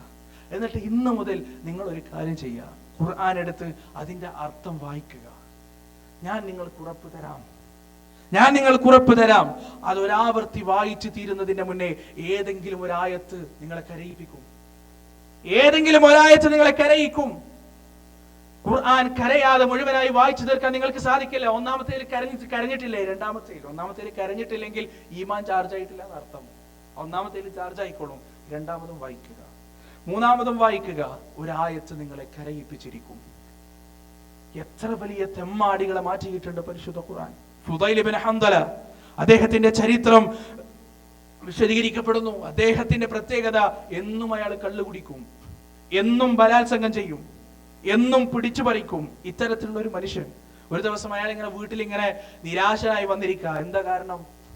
ആരെയും വ്യഭിചരിക്കാൻ കിട്ടിയിട്ടില്ല, പിച്ചി ചീന്താൻ ഒരു സ്ത്രീയുടെ ചാരിത്രവും അന്ന് ലഭിച്ചില്ല. പെട്ടെന്നാണ് അയാൾക്ക് ഓർമ്മ വന്നത്, തൊട്ടപ്പുറത്തൊരു വൃദ്ധയായ സ്ത്രീ ഉണ്ടല്ലോ, ഇന്ന് അവളെയാകാം, ഇന്ന് ആ സ്ത്രീയെയാകാം ബലാത്സംഗം ചെയ്യുന്നത് എന്ന് ഉദ്ദേശിച്ച് ഫുദൈൽ ഇബ്നു ഹൻദല വീട്ടിൽ നിന്ന് ഇറങ്ങി ആ സ്ത്രീയുടെ വീടിന്റെ വാതിൽക്കൽ ചെന്ന് വാതിൽ തള്ളി തുറക്കാൻ. ആ സ്ത്രീയെ കയറി പിടിക്കാൻ വേണ്ടി മുന്നോട്ട് പോകുന്ന സമയത്ത് ആ സ്ത്രീ ഇതൊന്നും അറിയുന്നില്ല. കേൾവിയും കാഴ്ചയൊക്കെ നഷ്ടപ്പെട്ട് മരണവും കാത്തു നിൽക്കുന്ന ആ സ്ത്രീ പരിശുദ്ധ ഖുർആൻ ഓതാണ്. അലം യഅനി ലില്ലദീന ആമനൂ അൻ തഖ്ശഅ ഖുലൂബുഹും ലിദിക്രില്ലാഹ്. സത്യവിശ്വാസികൾക്ക് സമയമായിട്ടില്ലേ അള്ളാഹുവിനെ കുറിച്ചുള്ള ഭയത്താൽ ഹൃദയം കിടിലം കൊള്ളാൻ സത്യവിശ്വാസികൾക്ക് സമയമായിട്ടില്ലേ എന്ന ആയത്ത്, സൂറത്തുൽ ഹദീദിലെ ആയത്ത്. ഇത് കേട്ടപ്പോ ഫുദൈൽ ഇബ്നു ഹൻദല അവിടെ നിന്നു മനസ്സ് മാറി നേരെ തിരിഞ്ഞു. ഒരു ഫ്ലാഷ് ബാക്ക് പോലെ ജീവിതത്തിൽ ചെയ്തു കൂട്ടിയ സകല അധർമ്മങ്ങളും കണ്ണിൽ മിന്നി മറഞ്ഞു, കണ്ണ് നിറഞ്ഞു, പാദങ്ങൾ പിറകോട്ട് ചലിച്ചു. ആ സ്ത്രീ ഫുദൈൽ ഇബ്നു ഹൻദല വന്നതറിഞ്ഞിട്ടില്ല. പക്ഷേ അവിടെ ഒരു വലിയ വിപ്ലവം നടന്നു. തന്റെ തൊട്ടുപിറകിൽ ഒരു മനുഷ്യൻ, ഒരു വലിയ ഗുണ്ട, ഒരു വലിയ റൗഡി, നാടിനെ വിറപ്പിച്ചിരുന്ന ഒരു പെരുങ്കള്ളൻ. ആ കള്ളന്റെ മനസ്സിന്റെ അകത്തളങ്ങളിൽ ഒരു അനിതര സാധാരണമായ മാറ്റമുണ്ടാകുന്നു എന്ന് ഓതിയ ആ സ്ത്രീ പോലും അറിഞ്ഞിട്ടില്ല. ആ സ്ത്രീയുടെ പരുപരുത്ത ശബ്ദത്തിലൂടെ പുറത്തു വന്ന പരിശുദ്ധ ഖുർആനിന്റെ വചനം പാറക്കല്ലിന് സമാനമായ ഫുദൈൽ ഇബ്നു ഹൻദലയുടെ ഹൃദയം ഭേദിച്ചു കളഞ്ഞു, അത് തകർത്തു കളഞ്ഞു. ഫുദൈൽ നാവ് കൊണ്ട് മന്ത്രിച്ചു, ഇല്ല, ഇനി ഫുദൈൽ കക്കില്ല, ഇനി ഫുദൈലിന്റെ കരങ്ങള് കളവ് നടത്തില്ല, ഇനി ഫുദൈലിന്റെ ശരീരം കൊണ്ടൊരു പെണ്ണിന്റെ ചാരിത്രവും നശിപ്പിക്കില്ല, ഇല്ല, ഇനി ഫുദൈലിന്റെ ചുണ്ടുകൾ മദ്യത്തിന്റെ ചഷകങ്ങളെ സ്പർശിക്കില്ല എന്ന ഉഗ്ര ശബ്ദമെടുത്ത് പുറത്തേക്ക് നടന്നു നീങ്ങി ആ മനുഷ്യന്റെ പേര് കേൾക്കുമ്പോൾ സഹോദരങ്ങളെ, ഇന്ന് ഞാനും നിങ്ങളും റഹ്മത്തുള്ളാഹി അലൈഹി എന്ന് പറയണം. ഇതാണ് പരിശുദ്ധ ഖുർആനിന്റെ മാറ്റം, പരിശുദ്ധ ഖുർആൻ ഉണ്ടാക്കിയ മാറ്റം. ആ പരിശുദ്ധ ഖുർആൻ ഞാൻ ഇത്രയും വിശദീകരിച്ചത്, ഉമർ ഇബ്നുൽ ഖത്താബ് റളിയല്ലാഹു അൻഹുവിന്റെയും മറ്റും ഒരുപാട് ചരിത്രം ഞാൻ വിശദീകരിച്ചത്, നിങ്ങളുടെ മക്കളുടെ കൈകളിലേക്ക് വെച്ചു കൊടുക്കേണ്ടത് പരിശുദ്ധ ഖുർആനാണ്. ആ ഖുർആനിലൂടെയാണ് മക്കളെ നന്നാക്കേണ്ടത്, ആ ഖുർആനിലൂടെയാണ് മക്കളെ പരിവർത്തിപ്പിക്കേണ്ടത്. ആവർത്തിച്ച് മക്കളെ ഖുർആൻ പഠിപ്പിക്കുക. ഒരു പക്ഷേ ഒരുപാട് ക്ലാസ്സിന് പോയാലും മക്കൾ നന്നാവില്ല. ഏതെങ്കിലും ഒരു അവസരം, ജീവിതത്തിന്റെ ഏതെങ്കിലും ഒരു അവസരം ഖുർആൻ അവനെ പിടിക്കും, ഖുർആൻ അവനെ പിടിച്ചു കുലുക്കും, അവന്റെ ഹൃദയത്തെ ഖുർആൻ തകർക്കും. ജീവിതത്തിന്റെ ഏതെങ്കിലും ഒരു അവസരം, ആ അവസരത്തിനായി കാത്തു നിൽക്കുക, മക്കളെ ഖുർആൻ പഠിപ്പിക്കുക. ഭൗതിക വിദ്യാഭ്യാസത്തിന്റെ അതിപ്രസരത്തിൽ മറന്നുപോയ മതത്തെ നാം കൂട്ടിയെടുപ്പിക്കുക, അല്ലെങ്കിൽ പ്രശ്നമാണ്. നാളെ മഹ്ശറയിൽ വെച്ച് അവര് നമുക്കെതിരെ സാക്ഷി പറയും, ആ മക്കൾ നമുക്കെതിരെ സാക്ഷി പറയും. വജഅൽഹുമാ തഹ്ത അഖദാമിനാ ലിയകൂനാ മിനൽ അസ്ഫലീൻ. എന്റെ വാപ്പ എവിടെയാണ്, എന്റെ ഉമ്മ എവിടെയാണ്, അവരെ ഒന്ന് എനിക്ക് കാണിച്ചു തരണം. ഞാൻ അവരെ എന്റെ കാലിന്റെ അടിയിലിട്ട് ചവിട്ടി അരക്കട്ടെ നാഥ, ഞാൻ അവരെ എന്റെ കാലിന്റെ അടിയിലിട്ട് ചവിട്ടി മതിക്കട്ടെ നാഥ എന്ന മക്കള് നാളെ മഹ്ശറയിൽ വെച്ച് അല്ലാഹുവിന്റെ മുന്നിൽ ആക്രോശിക്കുകയാണ്. അതിന്റെ കാരണം എന്താണ്? ഖുർആൻ പഠിപ്പിച്ചിട്ടില്ല, പ്രവാചകന്റെ ചര്യ പഠിപ്പിച്ചിട്ടില്ല, ജീവിതത്തിൽ എങ്ങനെയാണ് മുന്നോട്ട് പോകേണ്ടതെന്ന് പഠിപ്പിച്ചിട്ടില്ല. പ്രിയപ്പെട്ട സഹോദരികളെ, അധർമ്മങ്ങൾ മാത്രം കൊടികുത്തിവാ എന്ന ഇന്നിന്റെ കാലഘട്ടത്തിൽ നിങ്ങളുടെ മക്കളുടെ മനസ്സിലേക്ക് പരിശുദ്ധ ഖുർആൻ വെച്ചു കൊടുക്കുന്നതിൽ പരാജയപ്പെട്ടാൽ വാർദ്ധക്യത്തിന്റെ ദിനങ്ങളിൽ ഒന്നിനും കഴിയാതെ നാടിനെ മുഴുവൻ വിറപ്പിച്ചുകൊണ്ടൊരു സിംഹത്തെ പോലെ നടന്നിരുന്ന നിങ്ങൾ കേവലം ഒരു കോലമായി മാറി വീടിന്റെ ഒരു മൂലയിൽ തല്ലി നീക്കിയിട്ട കട്ടിലിന്റെ മുകളിൽ ചുമച്ചു ആലോചിച്ചുകൊണ്ട് മരണത്തെ കാത്തു നിൽക്കുന്ന ഒരു അവസരം വരാനുണ്ട്. എല്ലാ ശക്തിയും ക്ഷയിച്ചു പോകുന്ന, എല്ലാ ആദരവും നഷ്ടപ്പെട്ടു പോകുന്ന, അറുതലിലും ഉറന്ന് ഖുർആൻ വിശദീകരിക്കുന്ന എല്ലാ ബഹുമാനങ്ങളും നഷ്ടപ്പെട്ടു പോകുന്ന ഒരു കാലഘട്ടം വരാനുണ്ട്. ആ കാലഘട്ടത്തിൽ പ്രിയപ്പെട്ട സഹോദരങ്ങളെ, നിങ്ങളുടെ ഇസ്സത്ത് ആരാണെന്നറിയോ? നിങ്ങളുടെ അഭിമാനം ആരാണെന്നറിയോ? നിങ്ങളുടെ അന്തസ്സ് ആരാണെന്നറിയോ? പാലൂട്ടി വളർത്തിയ മക്കളാണ്, പ്രതീക്ഷയോടുകൂടി വളർത്തിയ മക്കളാണ്, പ്രത്യാശയോടുകൂടി വളർത്തിയ മക്കളാണ്. ആ മക്കളെ കുറിച്ച് നല്ല വാർത്തകൾ കേൾക്കണമെങ്കിൽ, ആ മക്കളെ കുറിച്ച് സൽവാർത്തകൾ കേൾക്കണമെങ്കിൽ അവരുടെ മനസ്സിലേക്ക് പരിശുദ്ധ ഖുർആൻ ഇട്ടുകൊടുക്കണം. എന്നാൽ വാർദ്ധക്യത്തിന്റെ ബാലിശതയിൽ കിടന്ന് എല്ലാവരാലും അവഗണിക്കപ്പെട്ട് ആരാലും വേണ്ടാതെ വീടിന്റെ മൂലയിൽ കിടക്കുന്ന സമയത്ത് ആ മക്കളുണ്ടാവും തലക്കരികിൽ ഇരുന്നു കൊണ്ട് സമാശ്വസിപ്പിക്കാൻ. വാപ്പാ പേടിക്കണ്ട, ഞാൻ നിങ്ങളുടെ കൂടെയുണ്ട്. നിങ്ങൾ മരിച്ചു പോയി കഴിഞ്ഞാൽ വാപ്പാ ഞാൻ നിങ്ങൾക്ക് വേണ്ടി പ്രാർത്ഥിക്കുന്നതാണ്, ഞാൻ നിങ്ങൾക്ക് വേണ്ടി ദുആ ചെയ്യുന്നതാണ്. അതുകൊണ്ട് ഭയപ്പെടേണ്ടതില്ല വാപ്പാ, പേടിക്കേണ്ടതില്ല വാപ്പാ എന്ന് പറഞ്ഞ് സമാധാനിപ്പിക്കാൻ ആ മക്കളുണ്ടാകും. അല്ലെങ്കിലോ വൃദ്ധസദനത്തിൽ കൊണ്ടാക്കാനും അവര് തന്നെ ഉണ്ടാവും. എനിക്ക് സ്ലിപ്പ് കിട്ടിയിട്ടുണ്ട്, പെട്ടെന്ന് തരണം. അല്ലെങ്കിൽ വൃദ്ധസദനത്തിലേക്ക് കൊണ്ടുപോകാനും ആര് വേണം? അവരെന്നെ ഉണ്ടാവും. അതുകൊണ്ട് സഹോദരങ്ങളെ, മക്കളെ നമുക്ക് ലഭിക്കേണ്ടതുപോലെ ലഭിക്കണമെങ്കിൽ, കിട്ടേണ്ടതുപോലെ മക്കളെ കിട്ടണമെങ്കിൽ എന്ത് വേണം? ഖുർആൻ പഠിപ്പിക്കണം. മാതാപിതാക്കൾ തൊട്ടിട്ടില്ല, അൽഹംദുലില്ലാ, പക്ഷെ പറഞ്ഞ് കാടേറിപ്പോയി. അപ്പം മക്കളോടുള്ള നമ്മുടെ ആദ്യത്തെ ബാധ്യത എന്താണ്? മതം പഠിപ്പിക്കുക എന്നുള്ളതാണ്, പരിശുദ്ധ ഖുർആൻ പഠിപ്പിക്കുക എന്നുള്ളതാണ്. മാതാപിതാക്കളോടുള്ള ബാധ്യത എന്താണ്? അത് ഏകദേശം 2 മണിക്കൂർ സംസാരിച്ചാണ് തീരുക. അതിന്റെ ഒരൊറ്റൊരായത്ത് വഖദാ റബ്ബുക അല്ലാ തഅബുദു ഇല്ലാ ഇയ്യാഹ് വബിൽ വാലിദൈനി ഇഹ്സാനാ ഇമ്മാ യബ്ലുഗന്ന ഇൻദകൽ കിബറ അഹദുഹുമാ ഔ കിലാഹുമാ ഫലാ തഖുൽ ലഹുമാ ഉഫ് വലാ തൻഹർഹുമാ വഖുൽ ലഹുമാ ഖൗലൻ കരീമാ. അല്ലാഹനെ മാത്രം ആരാധിക്കണമെന്ന് റബ്ബ് പറഞ്ഞതിന്റെ തൊട്ടടുത്ത് പറഞ്ഞത് വബിൽ വാലിദൈനി ഇഹ്സാനാ, മാതാപിതാക്കളോട് നല്ല നിലയിൽ പെരുമാറുക. എത്രത്തോളം ആ നല്ല നിലയുടെ പാരമ്യം അല്ലാഹ് പറഞ്ഞത് ഫലാ തഖുൽ ലഹുമാ ഉഫ്, ഫലാ തഖുൽ ലഹുമാ ഉഫ്, എന്ന വാക്ക് പോലും അവരോട് നിങ്ങൾ പറഞ്ഞു പോകരുത്. വലാ തൻഹർഹുമാ, അവരോട് നിങ്ങൾ കയർത്ത് സംസാരിക്കരുത്. വഖുൽ ലഹുമാ ഖൗലൻ കരീമ, മാന്യമായ ഭാഷകൾ മാത്രം അവരോട് പറയുക. വഖ്ഫിദ് ലഹുമാ ജനാഹ ദുല്ലി മിനർ റഹ്മ, താഴ്മയുടെ ചിറക് അവർക്ക് നിങ്ങൾ വിരിച്ചു കൊടുക്കുക. പലപ്പോഴും നാം പരാജയപ്പെട്ടു പോകുന്ന ഒരു സന്ദർഭമാണ്. താഴ്മ ഉണ്ടാവില്ല മാതാപിതാക്കളുടെ മുന്നിൽ. എങ്ങനെയാ താവാ? സഹോദരൻ, പലപ്പോഴും താവാൻ പറ്റില്ല. കാരണം അവര് പറയുന്നത് പടുവിടുത്തായിരിക്കും. വാർദ്ധക്യം സംഭവിച്ചു കഴിഞ്ഞാൽ എന്തൊക്കെ പറയുമെന്ന് നമുക്കറിയില്ല. ഞാന് ഒരാഴ്ച എന്റെ വല്യമ്മയുടെ കൂടെ, വല്യമ്മ ഒരുപാട് വയസ്സായി, വല്യമ്മയുടെ കൂടെ മക്കത്ത് നിന്നിട്ടാണ് ഇപ്പൊ നേരെ നിങ്ങളുടെ അടുത്ത് വരുന്നത്. വല്യമ്മ മക്കത്ത് നിന്ന് എന്റെ അമ്മാവനോട് ചോദിക്കാണ്, മോനെ നീ പാപ്പൻശ്ശേരി പോണില്ലേ? കാരണം അത്രത്തോളം അവരുടെ മനസ്സും അവരുടെ തലച്ചോറും മാറി. പാപ്പൻശ്ശേരി പോകുന്നില്ല, അഴീക്കോട് പോകുന്നില്ല എന്നൊക്കെ മക്കത്തുനിന്ന് ചോദിക്കാം. അവർക്ക് ഓർമ്മയില്ല. ആ സമയത്ത് അവരുടെ മുന്നിൽ താഴ്മ കാണിക്കാൻ സാധിക്കണം. അവിടെയാണ് നമ്മുടെ വിജയം. ഒരുപാട് ബുദ്ധിമുട്ടാണ് അവരുടെ മുന്നിൽ.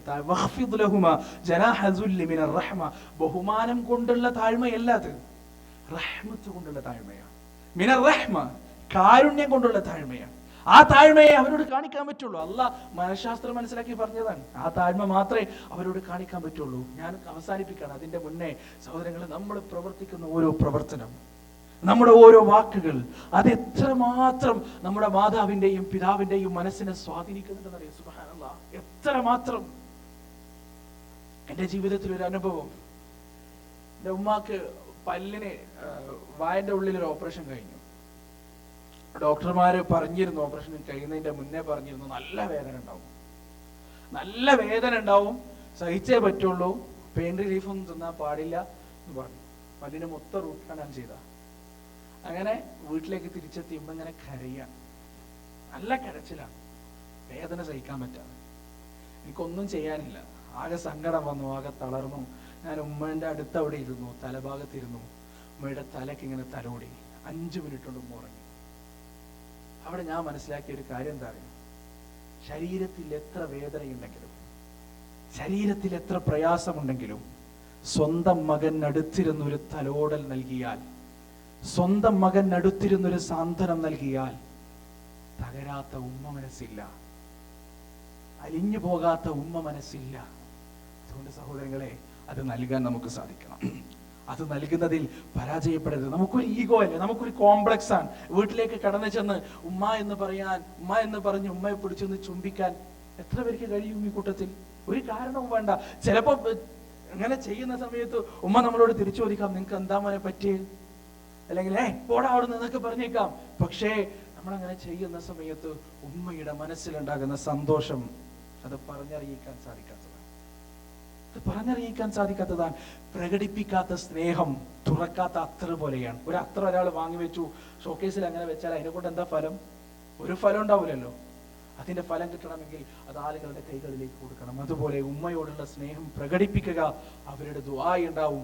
നിങ്ങൾ അങ്ങനെ ഒരു ചുംബനം ഉമ്മയ്ക്ക് നൽകി കഴിഞ്ഞാൽ, അങ്ങനെ ഒരു തലോടൽ ഉമ്മയ്ക്ക് നൽകി കഴിഞ്ഞാൽ, ഏകദേശം അടുത്ത മണിക്കൂറുകളോളം ആ ഉമ്മ മനസ്സ് നിങ്ങൾക്ക് വേണ്ടി പ്രാർത്ഥിച്ചു കൊണ്ടിരിക്കും. നാഥ, എന്റെ മോൻ, എന്റെ മോൻ, എന്റെ മോൻ എന്ന് പറഞ്ഞ ഉമ്മ മനസ്സ് പ്രാർത്ഥിച്ചു കൊണ്ടിരിക്കും. അല്ലാഹു സുബ്ഹാനഹു വ തആല ബന്ധങ്ങളുടെ പവിത്രത മനസ്സിലാക്കുവാനും മാതാപിതാക്കളുടെ മൂല്യം മനസ്സിലാക്കുവാനും മരിച്ചു പോകുന്നതിന്റെ മുന്നേ അവരുടെ പാദസേവ ചെയ്യുവാനും നമുക്ക് തൗഫീഖ് നൽകുമാറാകട്ടെ. അല്ലാഹുമ്മ ഗ്ഫിർ ലിൽ മുഅ്മിനീന വൽ മുഅ്മിനാത്ത് വൽ മുസ്ലിമീന വൽ മുസ്ലിമാത്ത് അൽ അഹ്യാഇ മിൻഹും വൽ അംവാത് ഇന്നക മുജീബു ദഅവാതി യാ ഖാദിയൽ ഹജാത്. ربنا ظلمنا أنفسنا وإن لم تغفر لنا وترحمنا لنكونن من الخاسرين. ربنا آتنا في الدنيا حسنة وفي الآخرة حسنة وقنا عذاب النار. ربنا تقبل منا إنك أنت السميع العليم وتب علينا إنك أنت التواب الرحيم. وصلى الله عليه وعلى آله وصحبه وسلم. وآخر دعوانا أن الحمد لله رب العالمين. السلام عليكم.